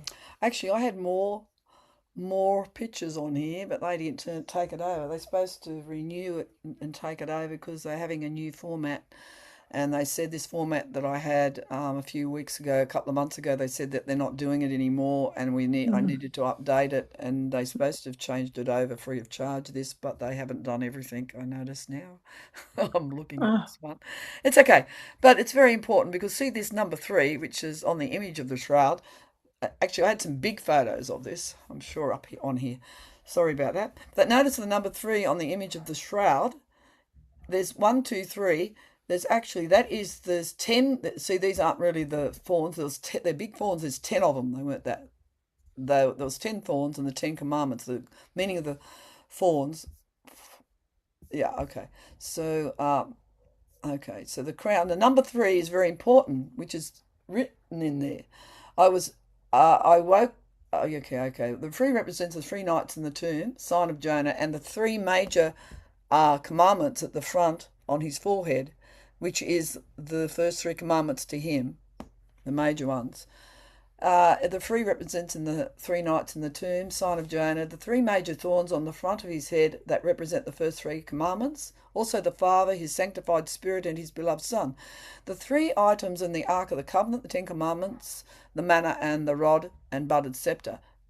The dream of the chief butler, chief baker, that Yahuwah, it should be Yahuwah, not God, sorry, gave Joseph the interpretation of representation of these 3 days, that one would live and one would die. The same as we had one that come out and died, that was released, and one lived. Yah died, and that man died. The priest wanted Yahusha to die instead of this other man die, and he was released on the Passover. The chief baker of bread represents the death of Messiah, and his flesh was eaten by the birds. It is written, unless you eat of my flesh, you will have no part of me. That's his body, his flesh. The unleavened bread at Passover, his word that was given for you. The butler could pour out the wine again to Pharaoh again, represented his blood, the live goat. Life is in the blood, the 2 goats in Leviticus 26. The above is what Yahuwah revealed to me to share and be released in the Feast of Weeks, Shavuot 2:17. Much, much more revealed about the number 3 I have listed below. Okay, the 3 branches, the 3 days. Yes, within 3 days Pharaoh shall lift up the head. And then you've got Joshua down here, and it came to pass after 3 days that the officers went through the host.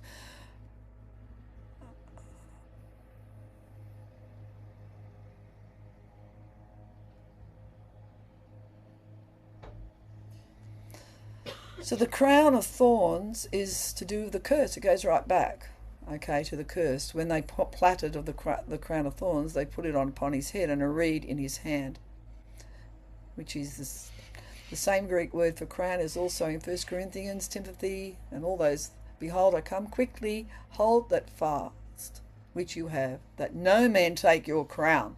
Well, that's important for this day, that no man take your crown.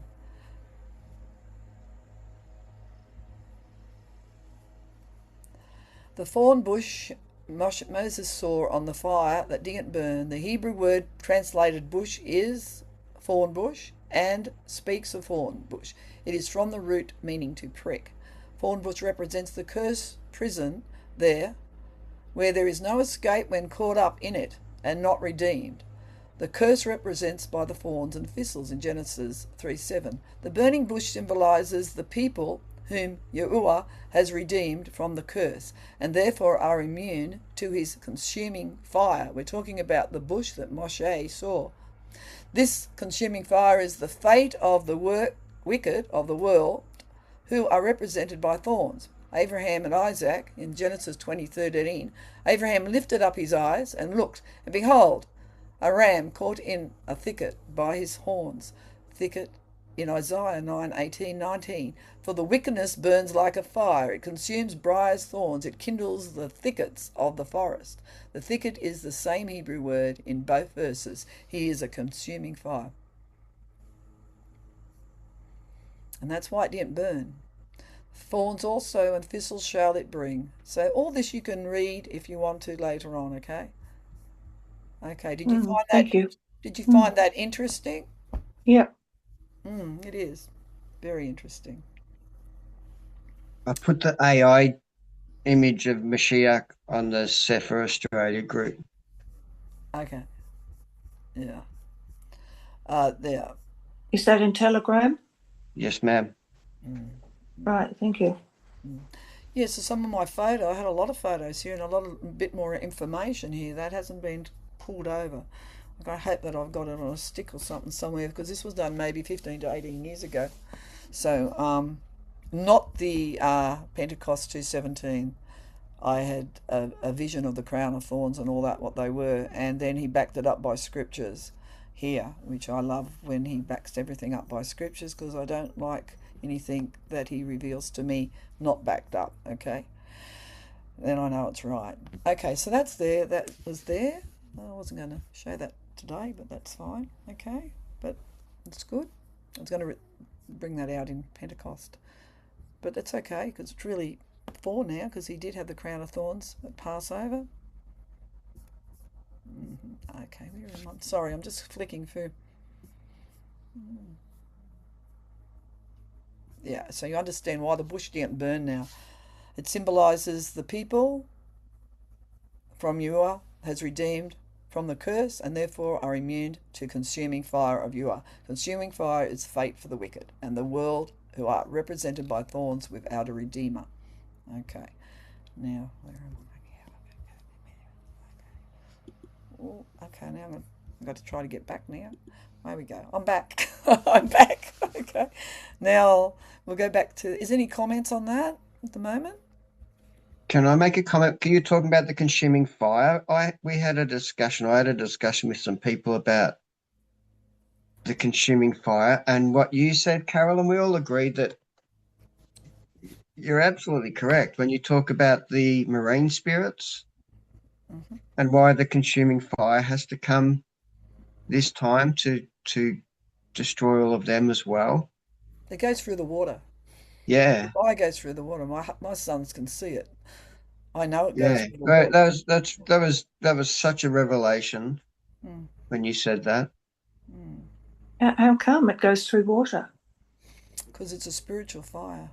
Yeah. And the only spiritual fire can destroy them is that. It also talks about it in Ezekiel 28, Isaiah 14. We're talking about how he,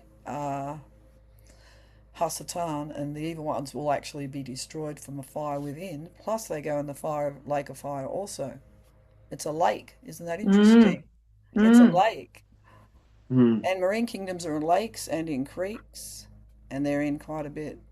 They're in creeks. Yeah. And it talks about authority over the heavens, the things on earth, the things under the earth, and the things in the sea. You know, and that's where the Pope, they have that Dagon worship with their fish-headed, what do you call them? Hats. Yeah.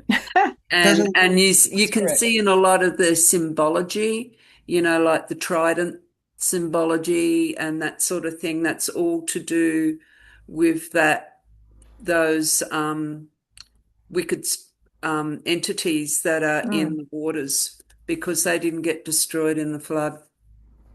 Yes, ma'am. And Yahusha walking on the water was his authority over them. That's right, over the marine kingdom. Oh, thank you, Yah, for... And like the storm that come up and he rebuked the storm, you know, that was, that's all to do with that. Oh, correct. Isn't it not long after where he walks on water where he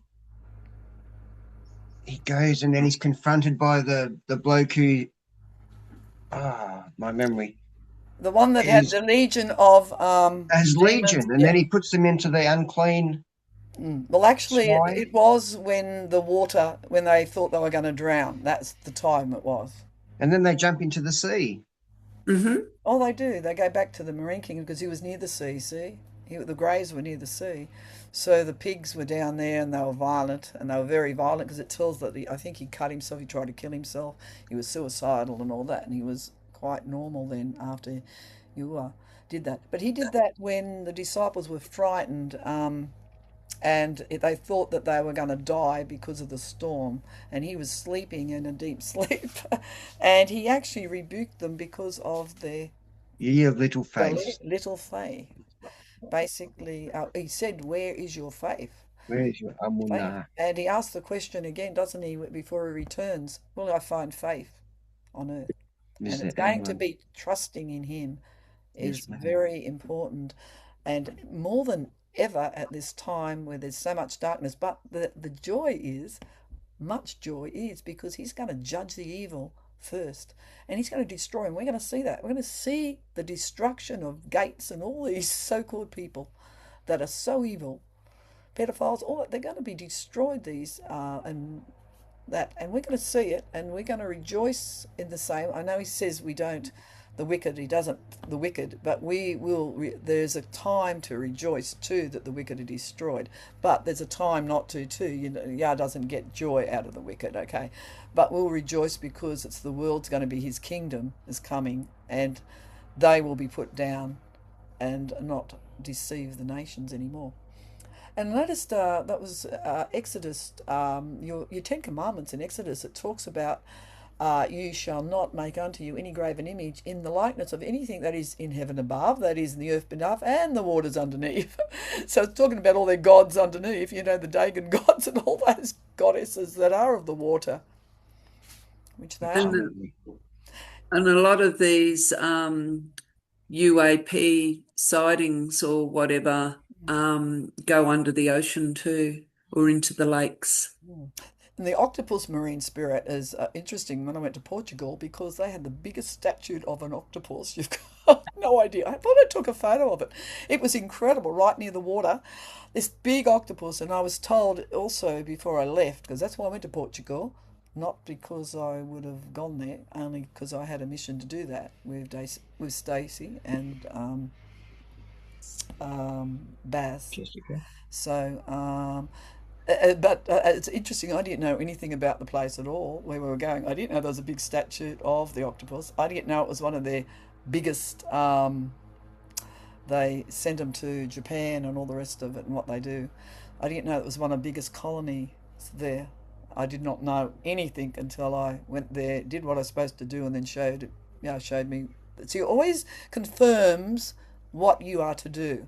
He will confirm it. Okay, what you are to do when he instructs you to do things. Okay, like he did in where else was it? Oh yeah, Norway and Iceland and places like that. So it's just interesting that it is. But it does, I was so fearful of them. I'm talking about many years ago, maybe over 20 something years ago. I was so fearful of the evil ones, and Yah gave me, I would not go into them. I had a vision of, he was saying, you will go here into this heaven where they are, this portal. And I said, I don't want to go. 3 times he asked me, he goes, don't go, I'm not going. He said, you will go. And the third time I went, and I ended up, all these evil spirits are there. And Yusha said to me, go over. And I said, I'm not going anywhere without you. I'm sticking here. He said, you will go there. I'm with you. So I went over there, and some of them bowed down to me. And these others, then they roared. These other evil ones will not bow down to Yusha or me or anyone, right? Not that I wanted to be worshipped or anything, but I think that was, they bowed down to Yusha because they knew his power. And they may have known what was going to go on, which I did not know at the time. And I remember them roaring to going to attack me, and he just pushed me back with him. And he basically was saying, do not fear them. I've given you the power over them. Do not stop your fearing. basically. And I had fear, and I had to overcome that with him, Asia, and never thought that many, many years later I'd be doing what I was doing, which he instructed me and taught me. Somebody asked on yeah, Jessica asked me to talk about it, and some of the people weren't ready for it because there was a bit of a feedback saying, "Oh, did you get this information from there?" Well, I did not get the information. I had a information that I had to deal with my family with the Marine Kingdom, and of sacrificing and all that, and it was stopped because Yah protected my children because of Deuteronomy 6 and 7, which promises that your children and grandchildren will be protected if you love him. Mind you, they can go the wrong way, but he is still not going to let them be sacrificed to the Marine Kingdom. And that is the reason why I found out more about the Marine Kingdom, because of my personal needed to stop. But that's another story. Though Jessica, Dr. Stacey rang me and said to me they're not ready for this. I said, Jessica asked me to talk about it on the while, and she had a bit of flack with it, and he said they're not ready, Carol, for that. And at the time, but now they're starting to understand more about the spiritual, the in-depth of the enemy that we have. And as I said, that's not what I put my hand up for Yusha. I was actually put it there. He Well, wanted me to do it. it's everywhere. Like even Yeah. the in the macro and the micro, Yeah. you look at the some of these parasites and things, and they, the black eye. Yeah. I don't know if everyone's seen that, where certain ones get these black eyes, like the Queen and Prince Philip and different Actors. ones, and they say it's a parasite that goes in behind the eye that controls them. And what is that? Well, And they also too, can like blind them. It can we blind touched on people. this the other Yes, day we with, did. pardon, sorry? Yeah, we did. The blindness. Yeah, but Right. also the other day that parasites can cause behaviors in people, and they can be, like people that are promiscuous can actually pick up certain things that make them behave that way. It's like an infection, like it's, what are they doing when they're doing that? What are they taking into their own bodies? Do you know what I'm trying to sort of allude, that it's a spiritual thing? Like when they have a union with someone casually and they spread that around, like they're taking on, it's like a soul affecting them. Like they can be affected by these demonic Yeah, it can entities physically and actually. influences that can even come through like parasitic infection. And like you look at cats, Jenny spoke about it the other day with the behavior in the replication, I think it's toxic, I forget the name of the parasite, but it infects the mice, and the mice behave in a certain way so to encourage the cats to attack it and eat it, but it's the parasite that's doing it so that it can replicate and continue. So people that promiscuous, sleeping around, what are they bringing into their bodies? It's a recompense for that. Yeah, it's also the soul ties too that they get. That the soul ties end up that other partner has, Yeah, demons or evil there's a spirits. lot more to it. They go in. They have the authority, the legal right to go in. But anyway, the parasites are important because it can be a physical, not just a spiritual blindness, but a physical blindness. Parasites can give physical blindness to people. Well, they can affect the organs, the brain. And They everything, can control behavior yes, it to is. ensure that their own replication. Because it's not in their interest to have the host die. It's more in their interest to spread.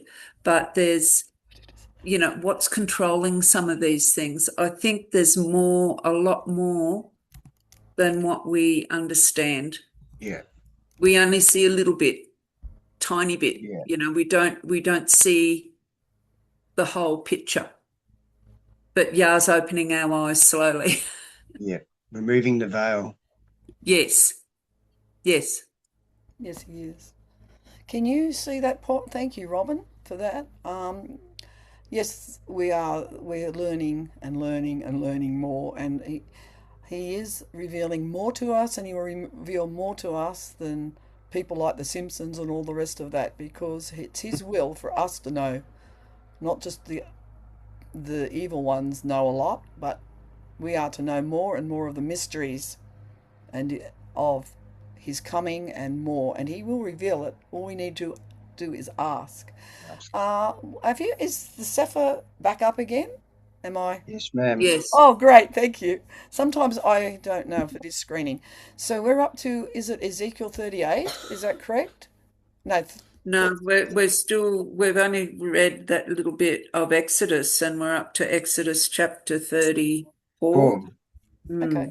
Okay. Which talks about the stones. Okay, so who would like to speak about that now? Who would like to read? Would Judith or Someone else. Eddie, would you like to read? Or Judith? Robin? 34. Judith, yeah, would you like to Okay. read? Yeah, all Thank right. you. Thank you, Judith. Beginning verse 1. Yes, please. Yeah. And Yahweh said unto Moshe, hew you 2 sapphire stones, like unto the first, and I will write upon these sapphires the words that were in the first sapphires, which you broke. And be ready in the morning, and come up in the morning unto Mount Sinai, and present yourself there to me in the top of the mount. And no man shall come up with you, neither let any man be seen throughout all the mount. Neither let the flocks nor herds feed before that mount. And he hewed 2 sapphire stones like unto the first, and Moshe rose up early in the morning, and went up unto Mount Sinai, as Yahweh had commanded him, and took in his hand the 2 sapphire stones. And Yahweh descended in the cloud, and stood with him there, and proclaimed the name of Yahweh. And Yahweh passed by before him, and proclaimed, Yahweh, Yahweh El, merciful and gracious, long-suffering and abundant in goodness and truth, keeping mercy for thousands, forgiving iniquity and transgression and sin, and that will by no means clear the guilty, visiting the iniquity of the fathers upon the children, and upon the children's children, unto the 3rd and to the 4th generation. And Moshe made haste, and bowed his head toward the earth, and worshipped.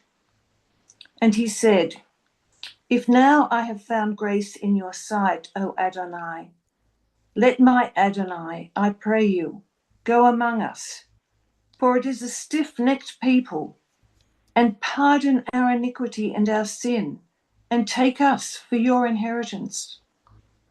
And he said, behold, I cut a covenant. Before all your people I will do wonders, such as have not been done in all the earth, nor in any nation. And all the people among which you shall see the work, and all the people among which you shall see the work of Yahweh, for it is a terrible thing that I will do with you. Guard it, that which I commanded you this day. Behold, I drive out before you the Emori, and the Kenani, and the Hittite, and the Perizzai, and the Hivii, and the Jebusai. Take heed to yourself, lest you cut a covenant with the inhabitants of the land whither you go, lest it be a snare in the midst of you. But you shall destroy their altars, break their images, and cut down their Ashtoreth poles. For you shall worship no other El, for Yahweh Kana is my name. He is a jealous El. Lest you cut a covenant with the inhabitants of the land, and they go a-whoring after their Elohim, and do sacrifice unto their Elohim, and one call you, and you eat of his sacrifice.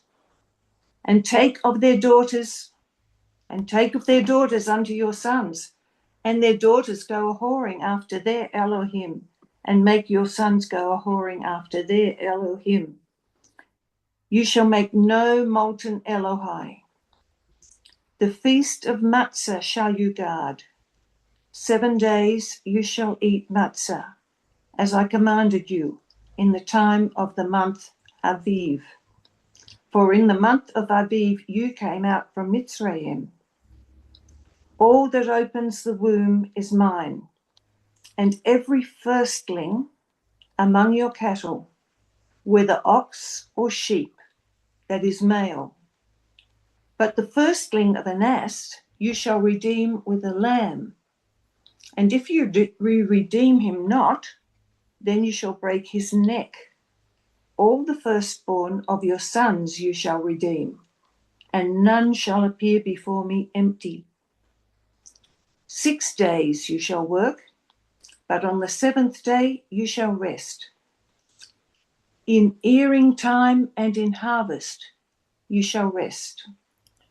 And you shall observe the feast of Quatsiir, of the first fruits of wheat harvest, and the feast of Akiyif at the year's end. Thrice in the year shall all your men children appear before Adonai Yahweh, the Elohai of Yasharel. For I will cast out the nations before you and enlarge your borders. Neither shall any man desire your land when you shall go up to appear before Yahweh Elohika thrice in the year. You shall not offer the blood of my sacrifice with leaven. Neither shall the sacrifice of the feast of the Pesach be left unto the morning. The first of the firstfruits of your land you shall bring unto the house of Yahweh Elohika. You shall not seethe a kid in his mother's milk. And Yahweh said unto Moshe, write these words, for after the tenor of these words I have cut a covenant with you and with Yasharel. And he was there with Yahweh 40 days and 40 nights. He did neither eat bread nor drink water. And he wrote upon the sapphires the words of the covenant, the 10 Devarim. And it came to pass, when Moshe came down from Mount Sinai with the 2 sapphires of testimony in Moshe's hand, when he came down from the mount, that Moshe knew not that the skin of his face shone while he talked with him.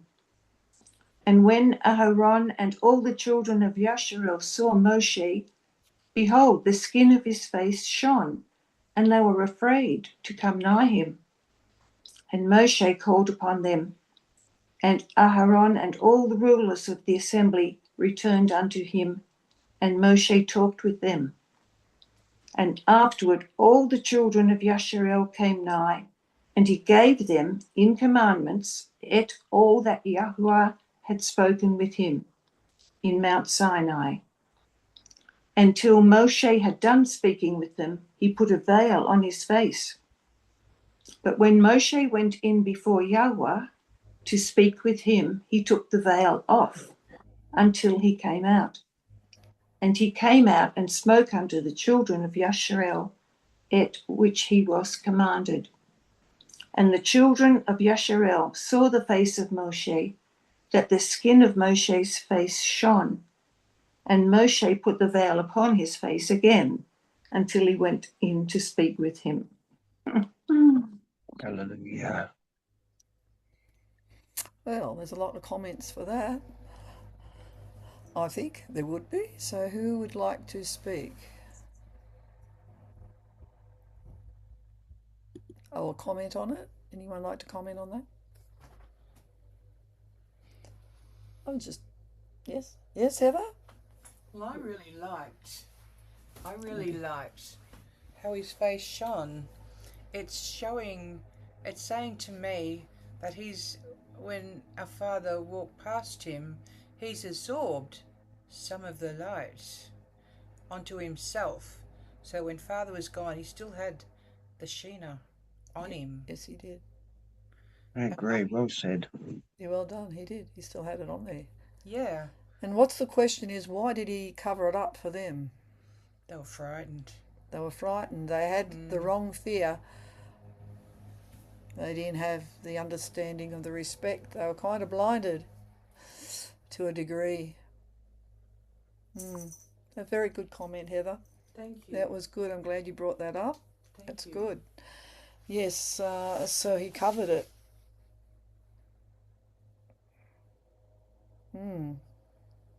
Then he went in, and the veil's representing the veil going into the Father and the light. And you have a need, and Moses did not fear as much because they were fearful right at the Ten Commandments. They went backwards, and then when the thunder and the lightning was brought on because they didn't fear. They had the wrong fear. All that there, and the thunder and the lightning, is because they did not fear. Because he said to Moshe, go down, they're going to break forth. And he said, no, they can't, because I've put barriers around so they won't. And I've told them not to. And he said, go down there. They're going to break forth. So he knew their heart was wrong, that wanted to see him because of the glory that was on the mount. And they had the wrong fear. And then when it thundered and the lightning, they went back and said, they frightened that they were going to die. And Moshe said, no, and he went forward. The difference was he went forward, and we are not to fear. And as I said, I had to learn that lesson. As I said, 3 times he wanted me to deal with things, and I didn't want to in that vision. But I did at the end. But that's how merciful he is and gracious to us. And we are to overcome our fears and not fear death, not fear anything. Only respect and fear him. So that is good what you said that, because that is what that veil was all about too, because of their wrong fear. It's their wrong fear that they had. They didn't have the respect. That's why they weren't allowed in the veil. They were only allowed in the outer court or outside until, they learnt. But they were stiff-necked, as he said. Okay. 22, I was going to look at that, 22, verse 22, 30.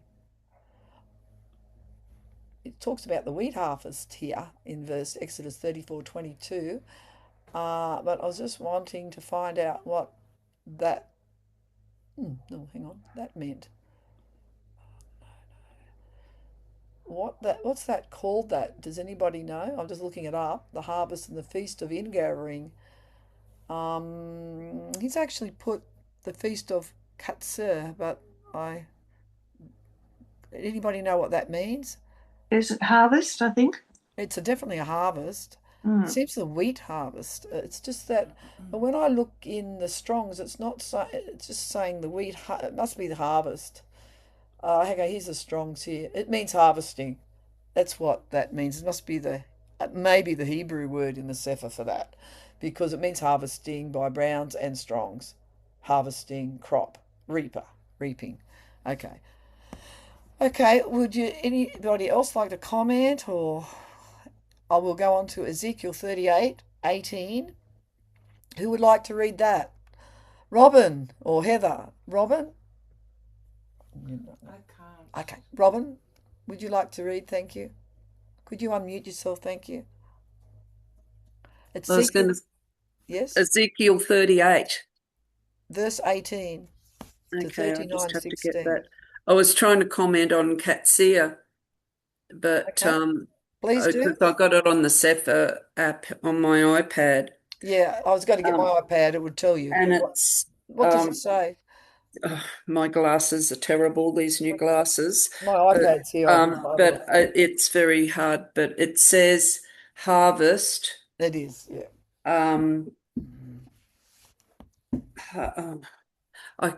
If someone's got an app, I can't read I've that. got it. My Actually, it's glasses are that okay. bad, I can't read it. I've got it up here in Brown Strong's, and that it is say he's just put the Hebrew word in here, and it is the QAT here in the Hebrew here, and it means harvesting.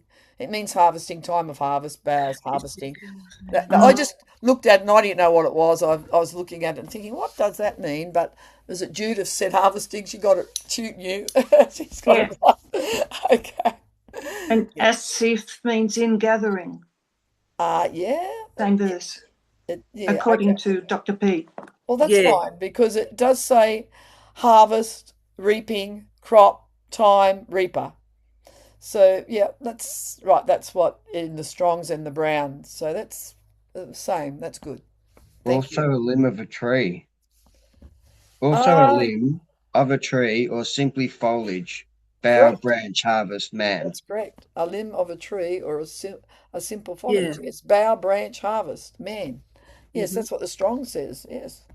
Boughs, branches. So it can be, how many times? It's 54 times in the King James Version. And it is mainly harvest, harvest, harvest. Let me see, harvest, harvest, harvest. Mainly in the King James, it's harvest. I am the vine, you are the cats here. Okay. Yeah. Or the Nazarene. Okay. Yeah. Okay.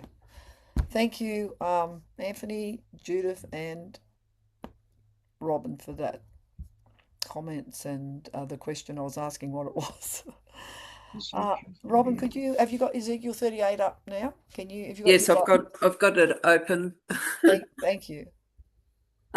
So chapter 38, and the word of Yahuwah came to me saying, Son of Adam, set your face against Gog, the land of Magog, the chief prince of Meshech, Tubal, and prophesy against him, and say, Thus says Adonai Yahuwah, Behold, I am against you, O Gog, the chief prince of Meshech and Tubal, and I will turn your back and put hooks into your jaws, and I will bring you forth, and all your army, horses and horsemen, and all of them clothed with all sorts of armor, even a great company with bucklers and shields, all of them handling swords. Persia, Cush, and Libya with them, all of them with shield and helmet, Gema and all his bands, and the house of Togarmah of the north quarters and all his bands, and many people with you. Be prepared and prepare for yourself, you and all your company that are assembled to you, and be a guard to them. After many days you shall be visited. In the latter years shall come into the land that is brought back from the sword, and it is gathered out of many people against the mountains of Yasharel, which have been always waste. But it is brought forth out of the nations, and they shall dwell safely, all of them. You shall ascend and come like a storm, and you shall be like a cloud to cover the land, you and all your bands, and many people with you. Thus says Adonai Yahuwah, it shall also come to pass that at the same time shall things come into your mind, and you shall think an evil thought, and you shall say, I will go up to the land of the unwalled villages.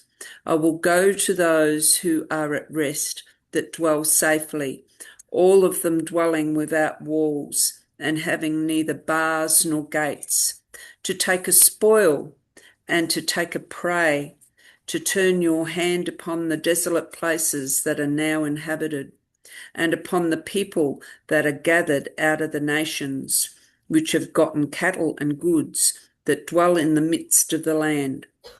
Sheva and Dedum and the merchants of Tarshish, with all the young lions thereof, shall say to you, Are you come to take a spoil?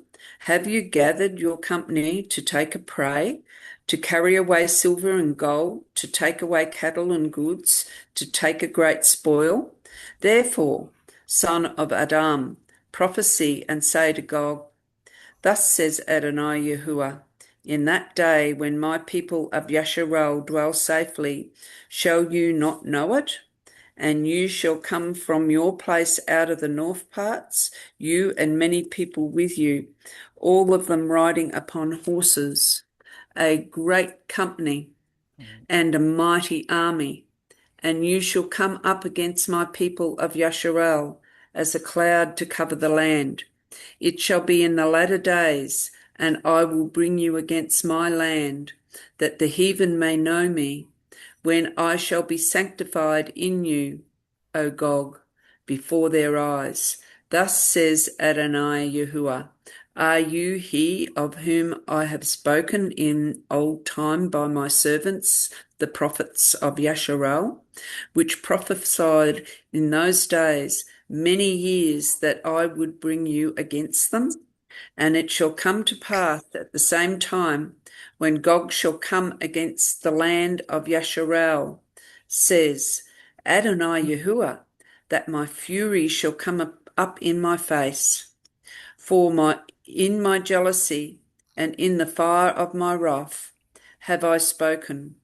Surely in that day there shall be a great shaking in the land of Yasharel, so that the fish of the sea and the fowls of the heavens and the beasts of the field and all creeping things that creep upon the earth and all men that are upon the face of the earth shall shake at my presence, and the mountains shall be thrown down, and the steep places shall fall, and every wall shall fall to the ground. And I will call for a sword against him throughout all my mountains, says Adonai Yahuwah. Every man's sword shall be against his brother, and I will plead against him with pestilence and with blood, and I will rain upon him and upon his bands and upon the many people that are with him, an overflowing rain and great hailstones, fire and brimstone. Thus I will magnify myself and sanctify myself, and I will be known in the eyes of many nations, and they shall know that I am Yahweh. Now, chapter 39. So what do I go up to? 16. Well, there's probably. Yeah. Well, So anyone want to comment? On that before we go on? There's a lot there. Yeah, We're living it. I think it's timely, isn't it? Mm, With what's happening now. very appropriate. This, there's part of this is in Revelations too. Them coming up in Revelations, it's prophesied. It amazes me the walls that they're unwalled, and if Jerusalem is Jerusalem, they've got walls all around them. So, this could be a dual meaning for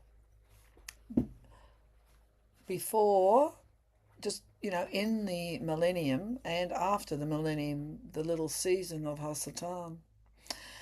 Because there's a lot of dual things, like we've got a first Exodus and a second Exodus coming up. The second Exodus in Jeremiah, it speaks of the second Exodus. And so we've got both. And that could mean also in the little season, there's a second Exodus. Also, could be another Exodus. It doesn't say first and second Exodus. It just talks about that this Exodus will not be talked about again. It's not going to be talked about. No, it's going to be talked about the second Exodus because it's going to be greater.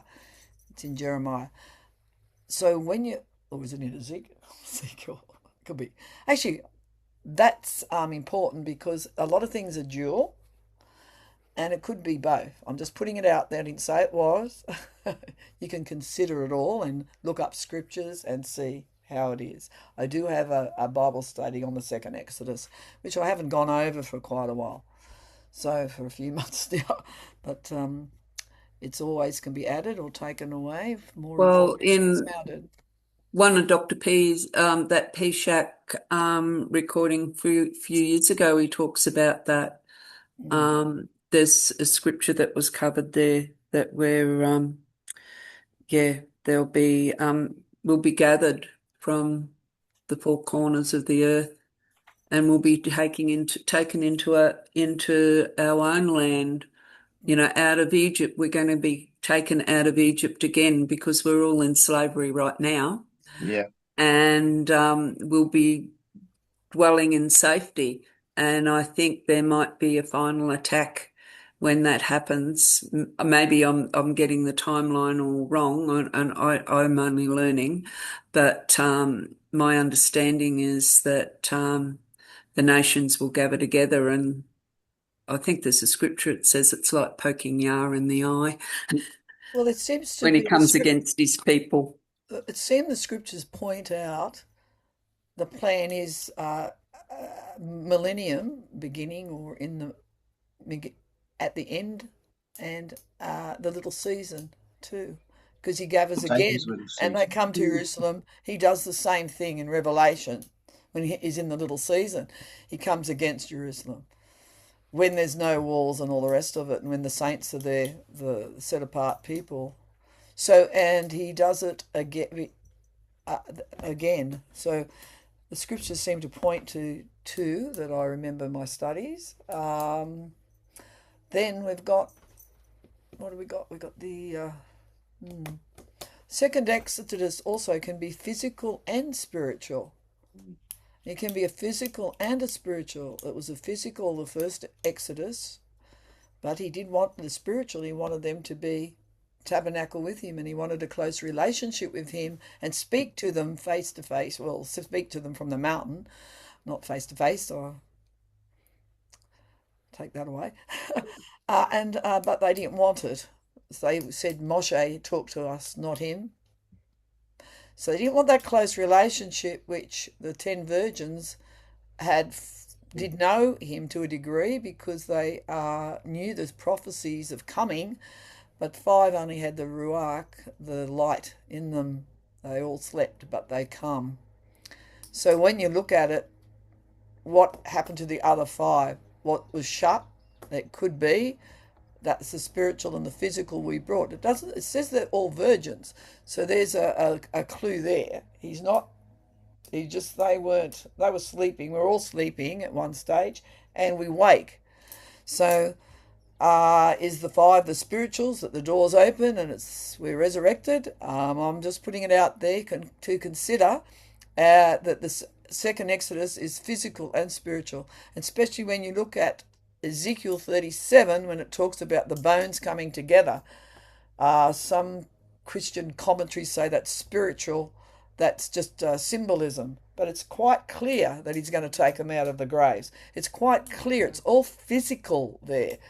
Then he talks about in Ezekiel 38. I'm just going by my memory at the moment. So there's the things to consider anyway. Any comments on that? Lou White does a teaching, excuse me for interrupting, Lou White does a teaching talking about coming out of the graves, and he says that at trumpets, when the final trump is sounded, that all the graves are open and everybody comes out of the grave. For 10 days walks the earth as the form they went into the grave, and then atonement comes, and then the wicked are judged, and then Mashiach comes in Sukkot to tabernacle amongst his people. It's interesting. Also, the doubling up, I can't remember where I've read it, but the 10 plagues this time around are meant to make the first 10 plagues look really, really minor because it's the end times and Yah's wrath. The next 10 plagues are meant to be really bad. Well, that's correct, Anthony, because it says in Ezra 4, I think it is, that it's going to be all, because he asks him, I think it's Baruch actually, he asks, is this going to be all over the world? And he says, yes, all nations are affected, where only Mizraim was affected at the time. Okay, when those plagues were, and only 3 plagues for Yasharel, and then the 7 last plagues were not on Yasharel. So that's correct, Anthony. Well, well brought out. That's correct because it does tell you that the whole world is going to be affected. Nothing missed out. No one's spared. No, they're going to be affected. I got a feeling that's in Baruch because it's the Baruch it's talking. It is in Baruch. It talks about the times of the war, the dark time and the light time, and the dark and the light. That timing. And then he says, and he asks him questions. Baruch. He asks him that question: Is this going to be the whole world? And that's at the end, like we're talking about in this time now. And he says, yes, it will affect the whole world, not just that. So that's correct, Anthony, by the scripture backing And it. the virgins with oil in their lamps are those who keep the feasts. And then they're the ones who are protected under the shadow of his wings when tribulation comes. They're the ones that have a relationship with him and keep his Amen. instructions, as you said, Anthony. The sheep hear his voice. And I know them. And they know him. Now, Heather would like to speak. Away you go. Hey. Yes? Just see who, I think the speaker with might the 10 virgins, it sounds to me like they're pure. They're pure the way they live and maybe the things that they do, but they're lacking the spiritual side. And the spiritual side, we do have to keep ourselves pure, but the other virgins were pure and they had the spiritual side as well. Well said. They both had understood the prophecy of him coming. They understood that, but they didn't have enough oil. They had not done what you were saying. They did not do their relationship, didn't work on it, and didn't stay close with all that. That's comment. You're right. So that's good. Now the virgins, it's important because they were called virgins. They were. They lived right. They lived right, and they understood the prophecy of him coming.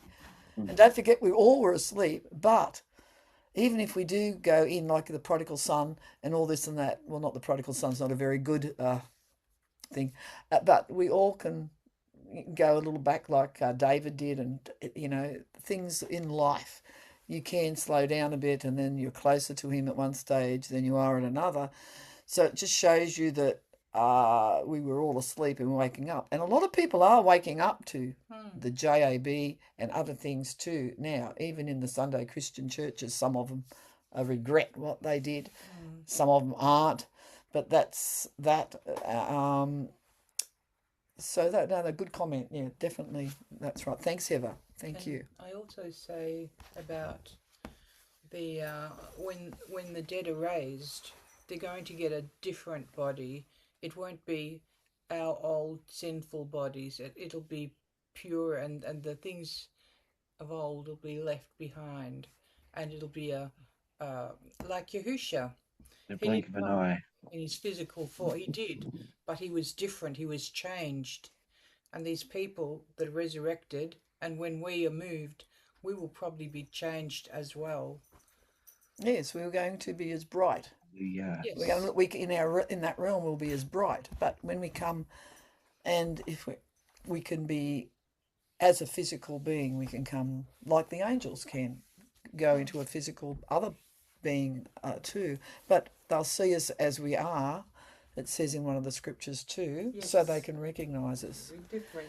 So that's good. Anybody else? I can't see, when I'm sharing, I can't see people putting their hand up. So please just unmute yourself if you'd like to comment. Thank you.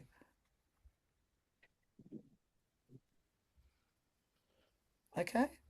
Anybody else? Okay, so what we'll do, if no one's unmute themselves, what are we up to? I just noticed in Ezekiel 38, I'm sorry, what are we up to now? Have we finished that? This goes into 39. Hang on, Okay, I've there just we got go. to find my screen again. I'm Okay. a bit all over the place. Where are we? Oh, here. Yeah, I just copied a scripture. I'm pasting it in the chat. Okay, thank you. Isaiah 11:10. Now, where am I?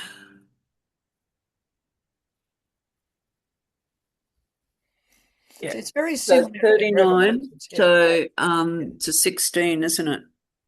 that's correct.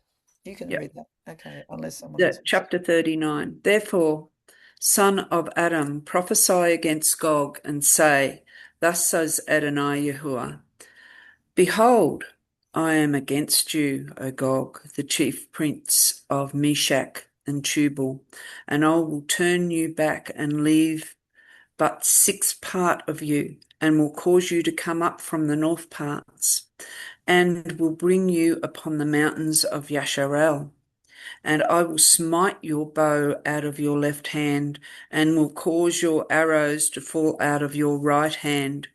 You shall fall upon the mountains of Yasharel, you and all your bands, and the people that is with you. I will give you to the ravenous birds of every sort, and to the beasts of the field to be devoured. You shall fall upon the open field, for I have spoken it, says Adonai Yahuwah. And I will send a fire on Magog and upon those who dwell carelessly in the isles, and they shall know that I am Yahuwah. So I will make my holy name known in the midst of my people Yasharel, and I will not let them pollute my holy name any more, and the heathen shall know that I am Yahuwah, the Holy One in Yasharel. Behold, it is come and it is done, says Adonai Yahuwah. This is the day whereof I have spoken. And they that dwell in the cities of Yasharel shall go forth, and shall set on fire and burn the weapons, both the shields and the bucklers, the bows and the arrows, and the handstaves and the spears, and they shall burn them with fire 7 years. So they shall take no wood out of the field, neither cut down any out of the forest, for they shall burn the weapons with fire, and they shall spoil those that spoiled them, and rob those that robbed them, says Adonai Yahuwah.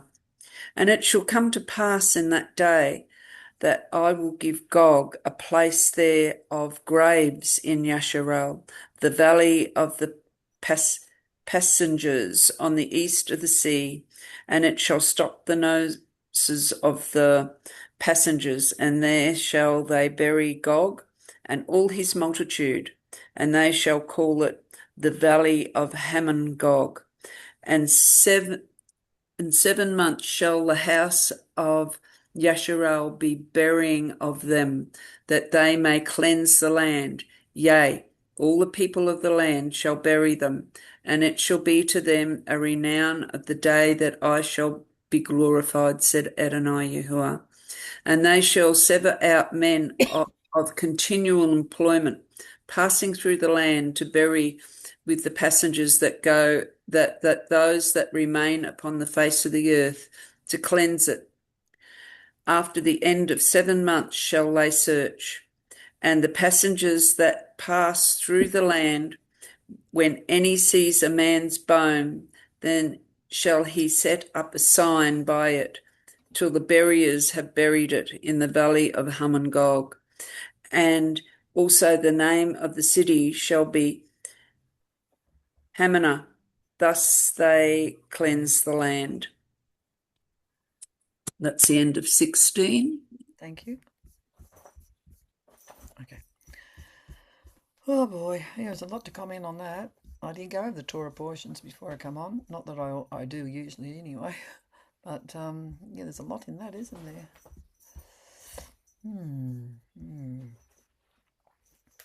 Okay, comments please. Or questions. Or I have a question.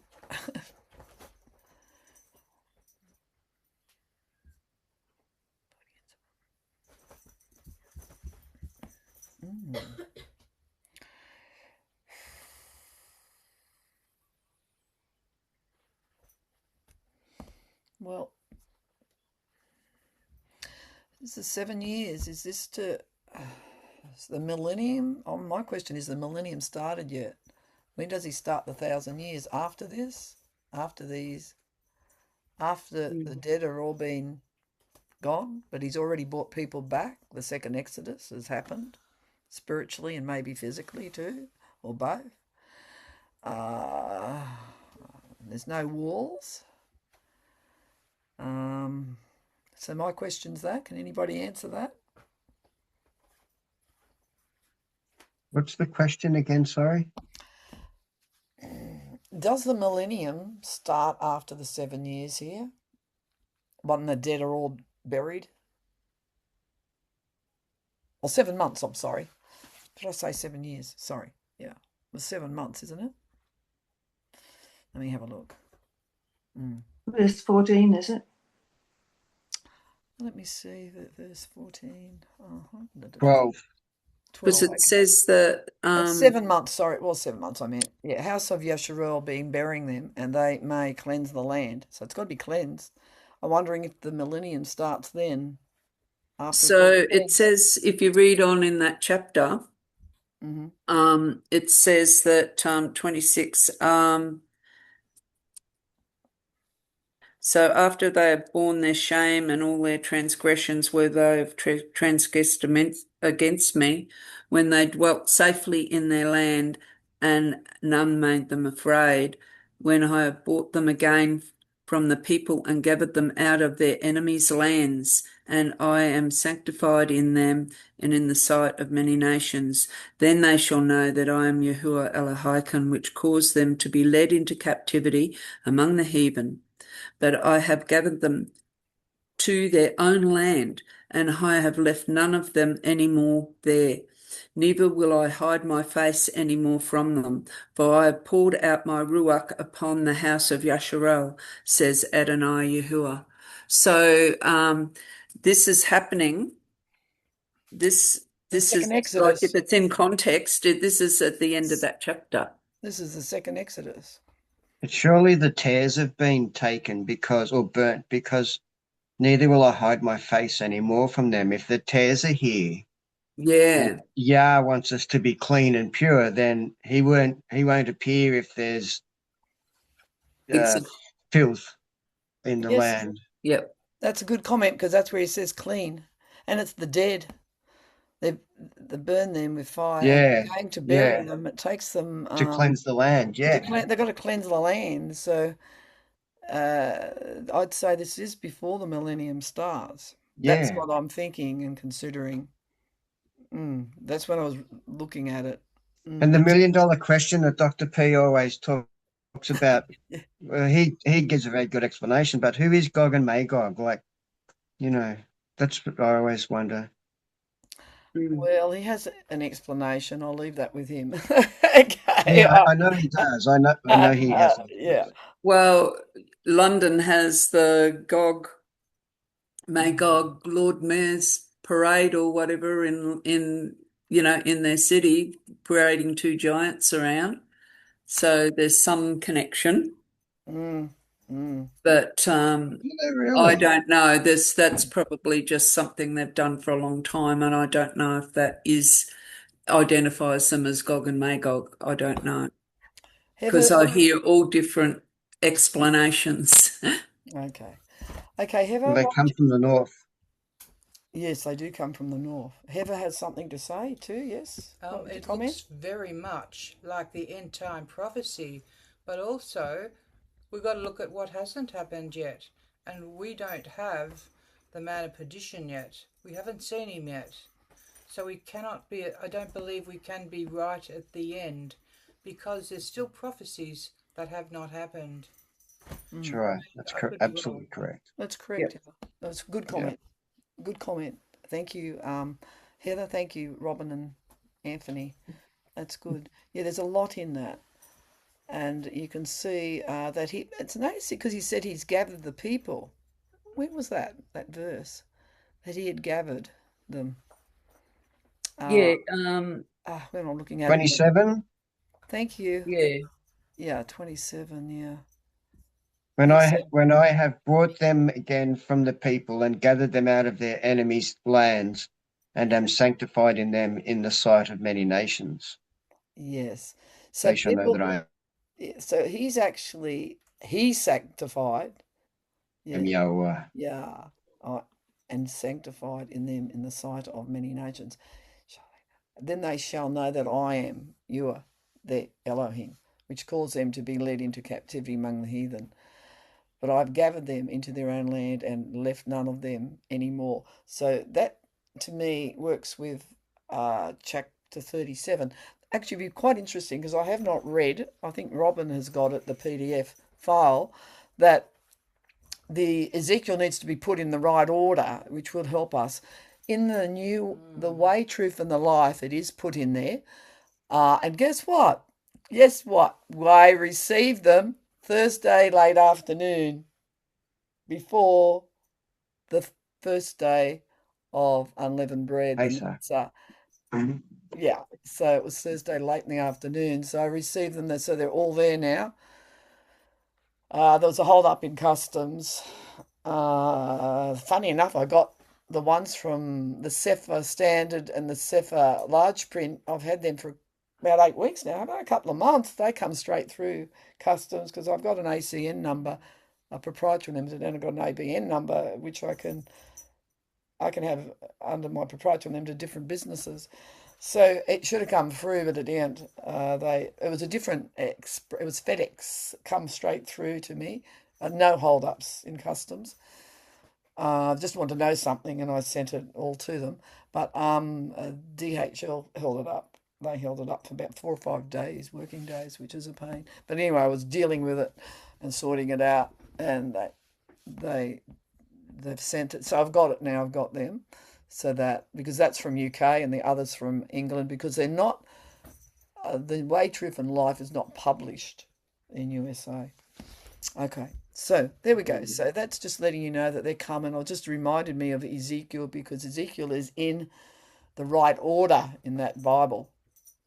I'm not sure if it's in the Standard and the print, but I'm not sure. But, Robin, you said that it's definitely on the resources, isn't it, on Sefer.net? He's got. It was, but I went and had another look, and I think they've taken it down Have you because got it? I did download it off there years ago. Okay. Have you still got that PDF file? I might have it somewhere, but I don't have it on this. No. But when you can send it to me, and then I'll share it to the Sefer Australia. We might do that too. I think it's very important that it's in order, because it gets a little confusing if it's not, to be honest. I think it'll be really good. Okay, so any other comments? Lovely comments today. Are really interesting, and what we've got really. I thank you for the sharp minds that are on here at the moment. Lucas 21 and 38. Chapter 20 and 1. Who would like to? Bridie, would you like to read that? Thank you. You haven't read, have you, today? No. Are you there, Bridie? Are you? Could? She might have gone. Is Bridie gone, or she had problems, she said, with her internet? Oh, well, I think she just said that she couldn't put her face up because maybe it was going down. I was thinking it might have been the internet. She might have. It doesn't matter. I'm recording, so that's fine. Okay, so who else would like to read? Anybody else would like to read? Is it, okay, Heather, you don't want to read. Okay.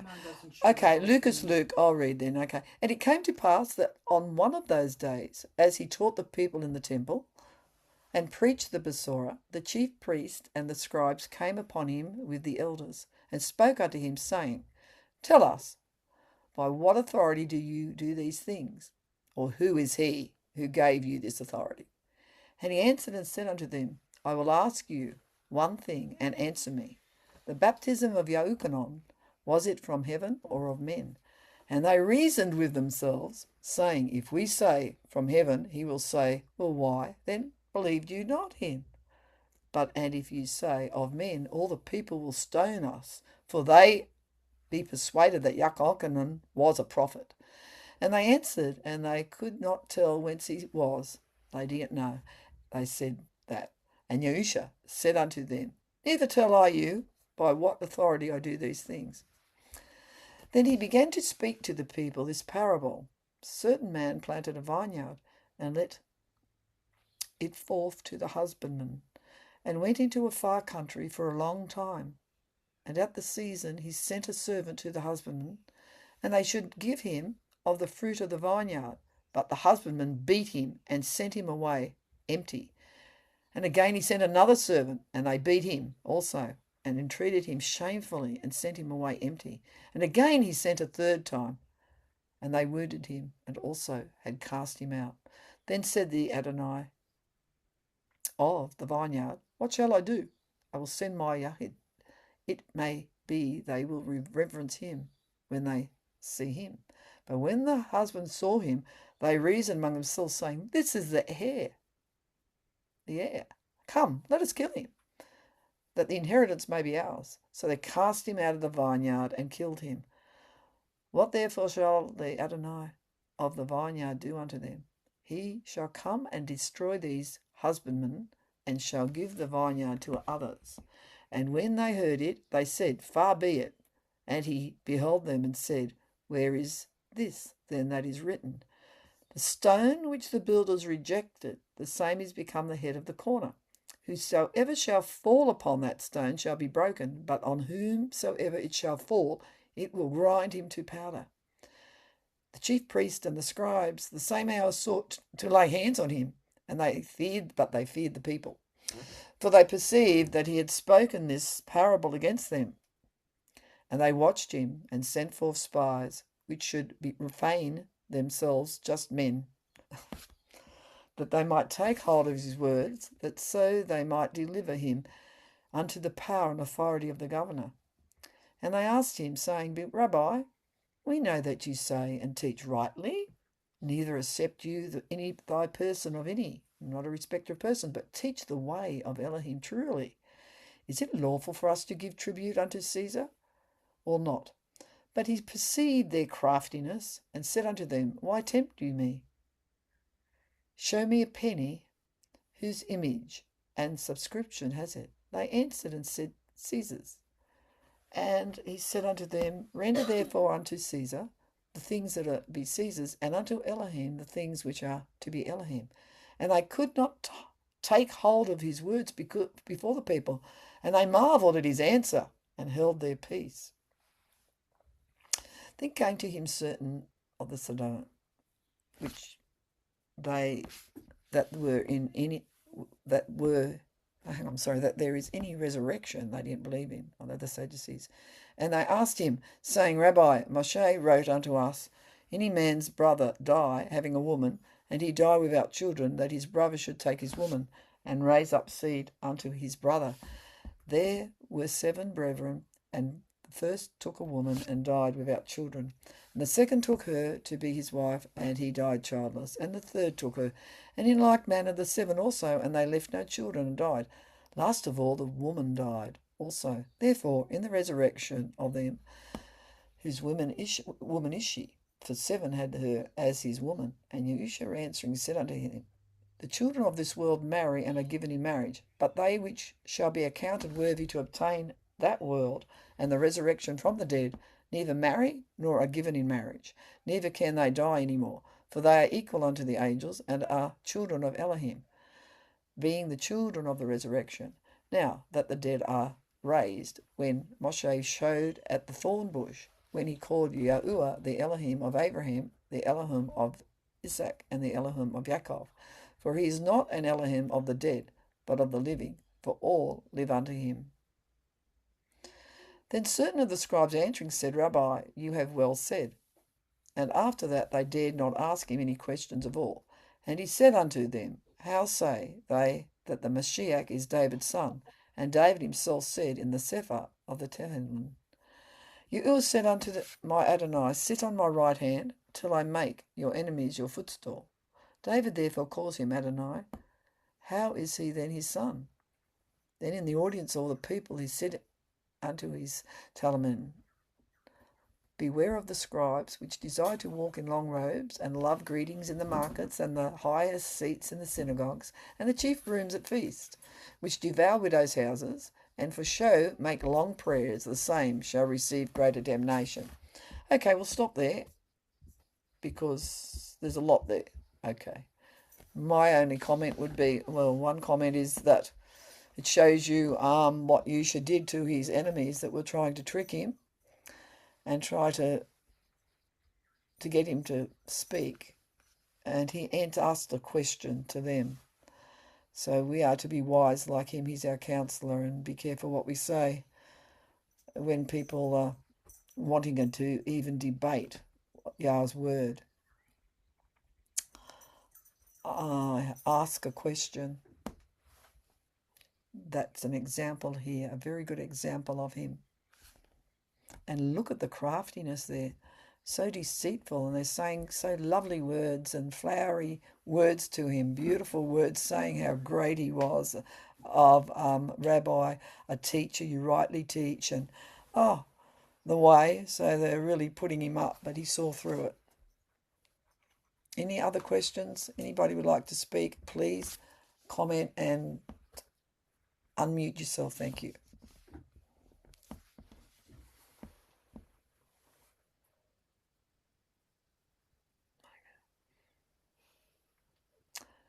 And the chief priest did understand that he was talking about them, the parable, so they hated him even more. Interesting. Okay, nobody's commenting. Okay, I'll finish with chapter 21 of Lucas. And he looked up, that's verse 3 of chapter 21, and he looked up and saw the rich man casting their gifts into the treasury. And he saw also a certain poor widow casting in thither 2 mites. And he said, of truth, I say unto you, that this poor woman has cast in more than all of them. For all these have their abundance have cast in unto the offering of Elohim. But she of her penury has cast in all her living that she had. And as some spoke of the temple, how it was adorned in goodly stones and gifts, he said, as for you these things which you behold, the days will come in the which there shall not be left one stone upon another that shall not be thrown down. And they asked him, saying, Rabbi, but when these things be? And what sign will there be when these things shall come to pass? And he said, take heed that you be not deceived. For many shall come in my name, saying, I am Mashiach, which means the anointed one. I'm anointed prophets, I'm anointed past. And the time draws near. Go you, not therefore, after them. But when you shall hear of wars and commotions, be not terrified, for these things must first come to pass, but the end is not yet by and by. Then said he unto them, nation shall rise against nation, and kingdom against kingdom, and great earthquakes shall be in divers places, famines and pestilences, and fearful sights, and great signs shall there be from heaven. But before all these, they shall lay their hands on you, and persecute you, delivering you up to the synagogues, and into prisons, being brought before kings and rulers for my name's sake. And it shall turn to you for a testimony. Settle it, therefore, in your hearts, not to meditate before what you shall answer. For I will give you a mouth and wisdom, which all your adversaries shall not be able to gainsay nor resist. And you shall be betrayed both by parents, brethren, kinsfolk, friends, and some of you shall they cause to be put to death, and you shall be hated of all men for my name's sake. But there shall not a hair of your head perish. In your patience possess you your souls. And when you shall see Jerusalem compassed with armies, then know that desolation therefore is nigh. Then let them which are in Yahud, flee to the mountains, and let them which are in the midst of it depart out, and let not them that are in the countries enter thereinto. For these be the days of vengeance, that all things which are written may be fulfilled. But woe unto them that are with child, and to them that give suck in those days, for there shall be great distress in the land, and wrath upon this people. And they shall fall by the edge of the sword, and shall be led away captive into all nations, and Jerusalem shall be trodden down of the other nations, until the times of the other nations be fulfilled. And there shall be signs in the sun, and in the moon, and in the stars, and upon the earth distress of nations, with perplexity, the sea and the waves roaring, men's hearts failing them for fear, and for looking after those things which are coming on the earth. For the powers of heaven shall be shaken, and then shall they see the Son of Adam coming in a cloud with power and great glory. And when these things begin to come to pass, then look up and lift up your heads, for your redemption draws nigh. And he spoke to them a parable. Behold the fig tree and all the trees, when they now shoot forth, you see and know of your own selves that summer is now nigh at hand. So likewise you, when you see these things come to pass, know you that the kingdom of Elohim is nigh at hand. Amen, I say unto you, this nation shall not pass away till all be fulfilled. Heaven and earth shall pass away, but my words shall not pass away.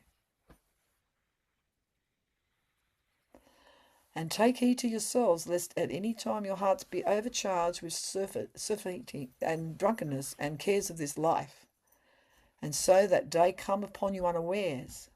For as a snare shall it come on all of them that dwell on the face of the whole earth. Watch you therefore, pray always, that you may be accounted worthy to escape all these things that shall come to pass, and to stand before the Son of Adam. And in the daytime he was teaching in the temple, and at night he went out, and abode in the mount that is called the Mount of Olives. And all the people came early in the morning to him in the temple, for to hear him.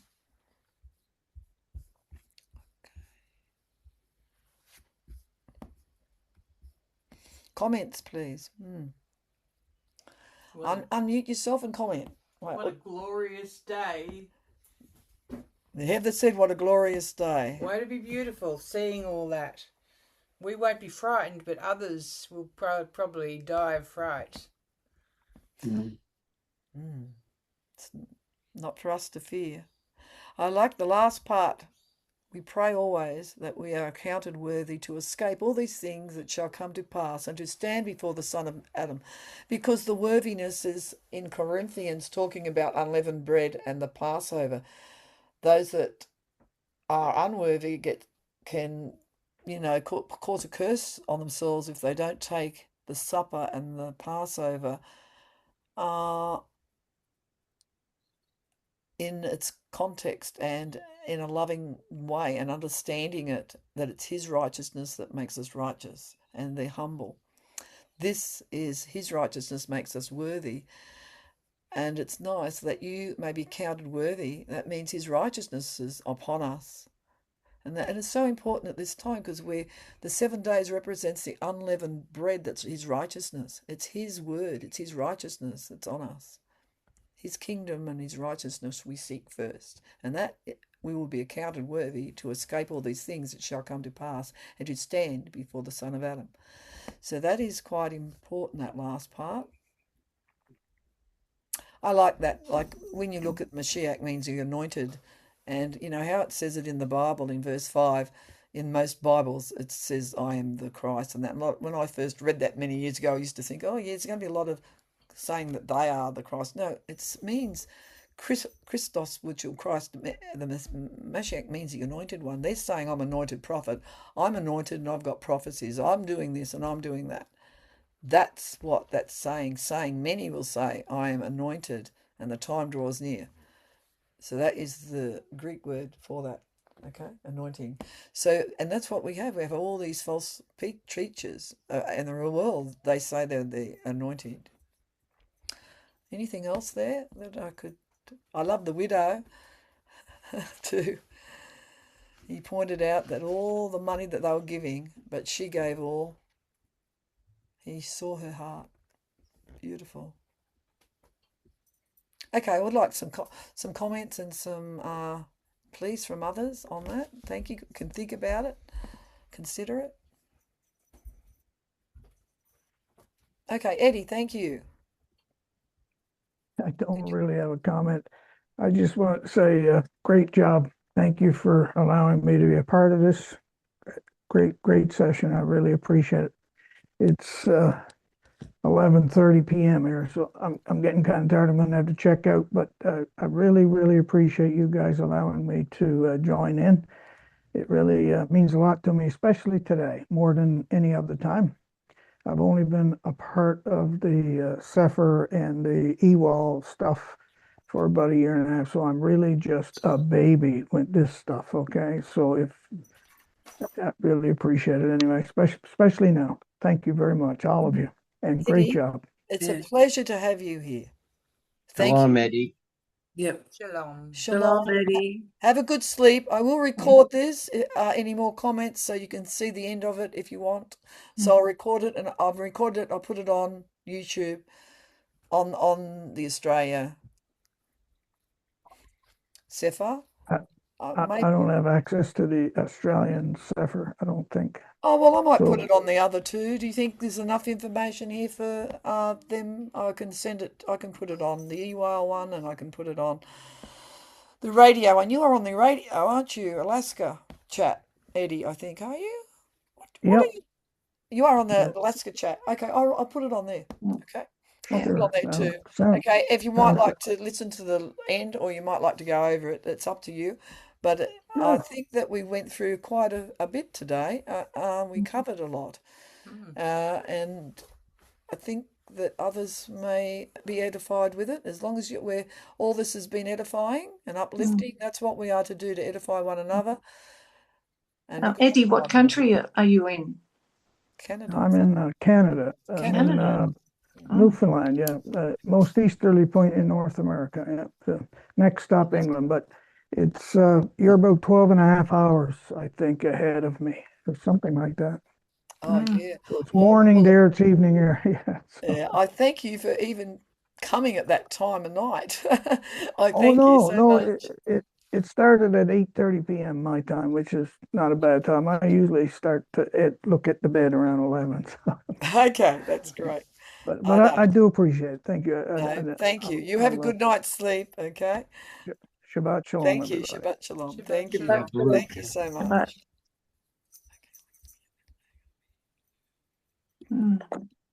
Okay. Oh, what am I doing? I'll stop sharing for a moment. Okay. Yep. Okay, we're back. Okay, there's Heather. Hello.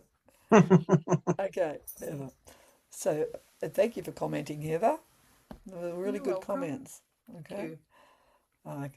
Because you haven't been commenting much, and I've noticed no. you're coming out of yourself I a lot like to more. stay quiet, Yes, invisible. that's this, but I really seen you coming out a lot. That's really good. It's Good good. girl. Good, good. Yes, it is good. Let me get this. I get nurtured here so Good much. teacher. Oh, Absolutely sober-hooked. would you believe I never wanted to be to teach or do anything like that? Well, I do have that scripture that says that you're going to be judged more. But I kind of been thrown into things at times. Yeah, Dr. Pigeon actually threw me into the Portugal one, Passover. He told me to get up and talk about the washing. He put me on the spot to explain the washing of the feet and the washing in Portugal. So that's why I'm saying it's kind of been put there anyway. So it would not have been my desire to do it, but anyway, I'm starting to getting a bit more relaxed to it and just saying, well, I'm considering this. That may not be right. If it's not right, correct me, please. Okay, because we all really are still learning, and we're going through a learning process still, and that's what you've got, the 50 days of the 7 days of the unleavened bread, and then you've got up to Shavuot. So it's really good. It's wonderful. Yes, so what else would we like to do now? Any prayer requests or that? Did you want to talk about the Exodus? I'd have to go through my notes again, but maybe it's a bit long now. But maybe another time in Unleavened. Definitely. In Unleavened, Definitely. I'll go over my notes, and we can do a Sabbath service in the middle of unleavened bread, or don't forget Dr. Pigeon's doing things. And thankfully, we've got in Portugal when he did the Passover, the unleavened bread, when I was there, the volume and all the speakers and everything was in there, and it wasn't connected or not connected right. Dallas had problems with it all there, but now they're setting it up in the chapel, which is a Brooker, and really the volume is a lot better. But last time, Christine is very good from Germany. I met her at Sukkot 2 years ago in UK with Dr. Pigeon, and she's a really great teacher. She's got a 26-minute one on, but I did send over to Jessica to say that we can't see the whiteboard on the video. We couldn't see all the Paleo Hebrew, that she's very fluent in Hebrew and Paleo and other Hebrew, and a very good teacher, a brilliant teacher actually. Makes things simpler because I'm not the best with languages, so I find that I can understand her more. But anyway, that hopefully will be corrected, because that there with the site was good, the Passover and the first day of unleavened bread, because Dr. Pigeon is actually facing there. But when there was the slideshow on the white, it wasn't a whiteboard, but it's the white projector projecting, it actually, we could not see it. So I did actually send it over, Jessica, to tell her that we can't see it on the YouTube. They can see it probably, but we can't. So I hope that's corrected for anything else. But I'll tell you what, the volume's a lot better than it was, and the acoustics are a lot better now. But Portugal, it was pretty poor, and Robin was saying she couldn't hear hardly any of the Passover last year at all. And Heather, it was very distorted, and the music and that, it was not really usable. So they've done a lot this year, so that's good. Okay, so you'll be The listening problem is we've got hearing aids, but we don't want Bluetooth in our head. That's true, but last year I did, because I was there, I could hear it all okay. I heard it all, though, but when I did look at the video, I could see the music was distorted too. It wasn't very good at all. You couldn't, it was horrible actually. It was very squeaky, and it didn't even sound nice. So the recording of, it's a pity, because my daughter actually was an engineer in Australia. She was the first Australian to do I can't think of it now. She used to, in the not conservatory in the Mirroring, but the Brisbane. Oh, what's it called now? The big place there. She used to do the hearing of all here for the ears, and that for them to do, and she even did ABC too, the hearing too. So she understands a lot. But that was about, she's 49 now, but she did that in her 20s, and but they did not have the equipment there, that because I asked her to help, because she did come over to Portugal Passover, but not there all the time. She was there for a week, 7 days. She had to get back to UK, but she is a sound engineer. That's what I meant, and she was at the Brisbane. Oh, what's that main one in the Brisbane now? I can't remember. It's not the conservatorium. She went to the conservatorium, but it's the biggest place that they do music and they do shows and that. But she worked there. She was the first woman to do it in Australia. So this is ground sound. But she doesn't do that now. She's music and she teaches. She's a teacher.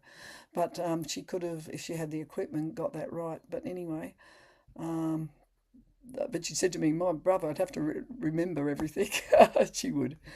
But still, that's happened. I don't want to over talk too much now.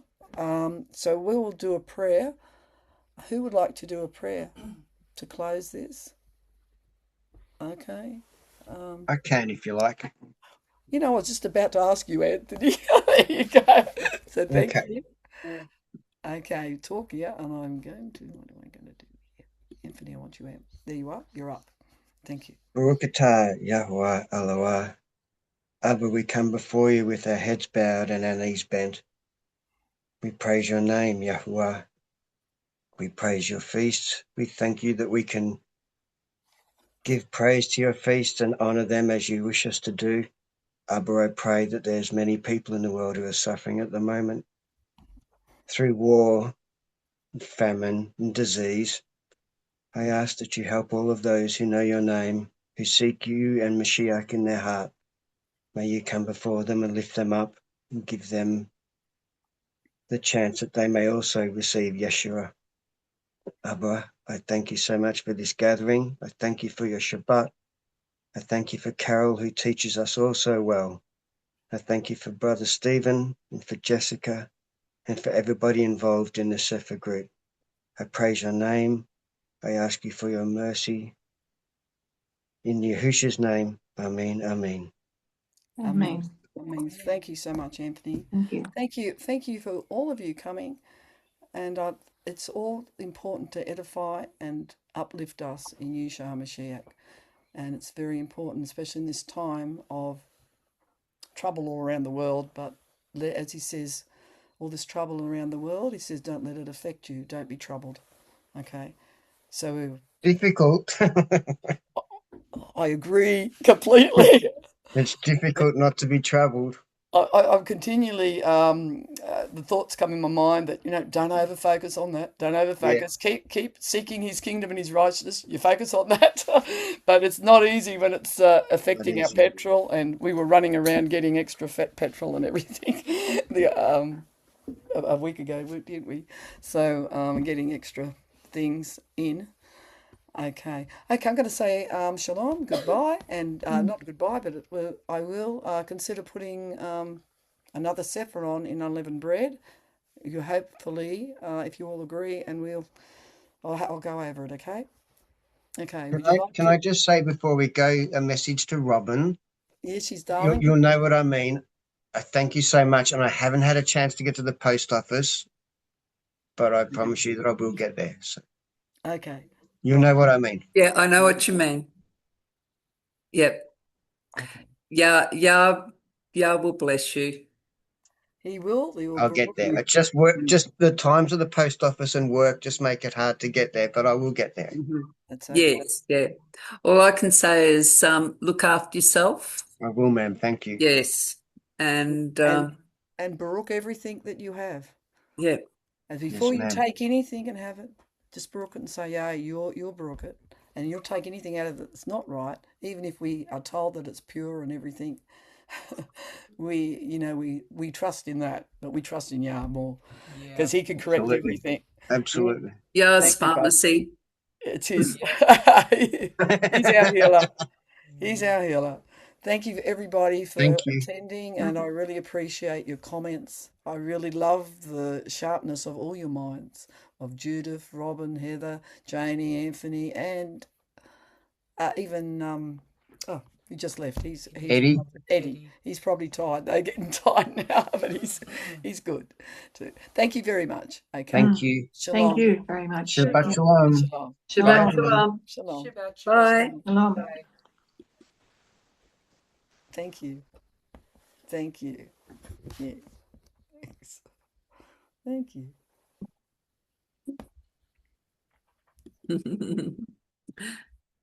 Yeah.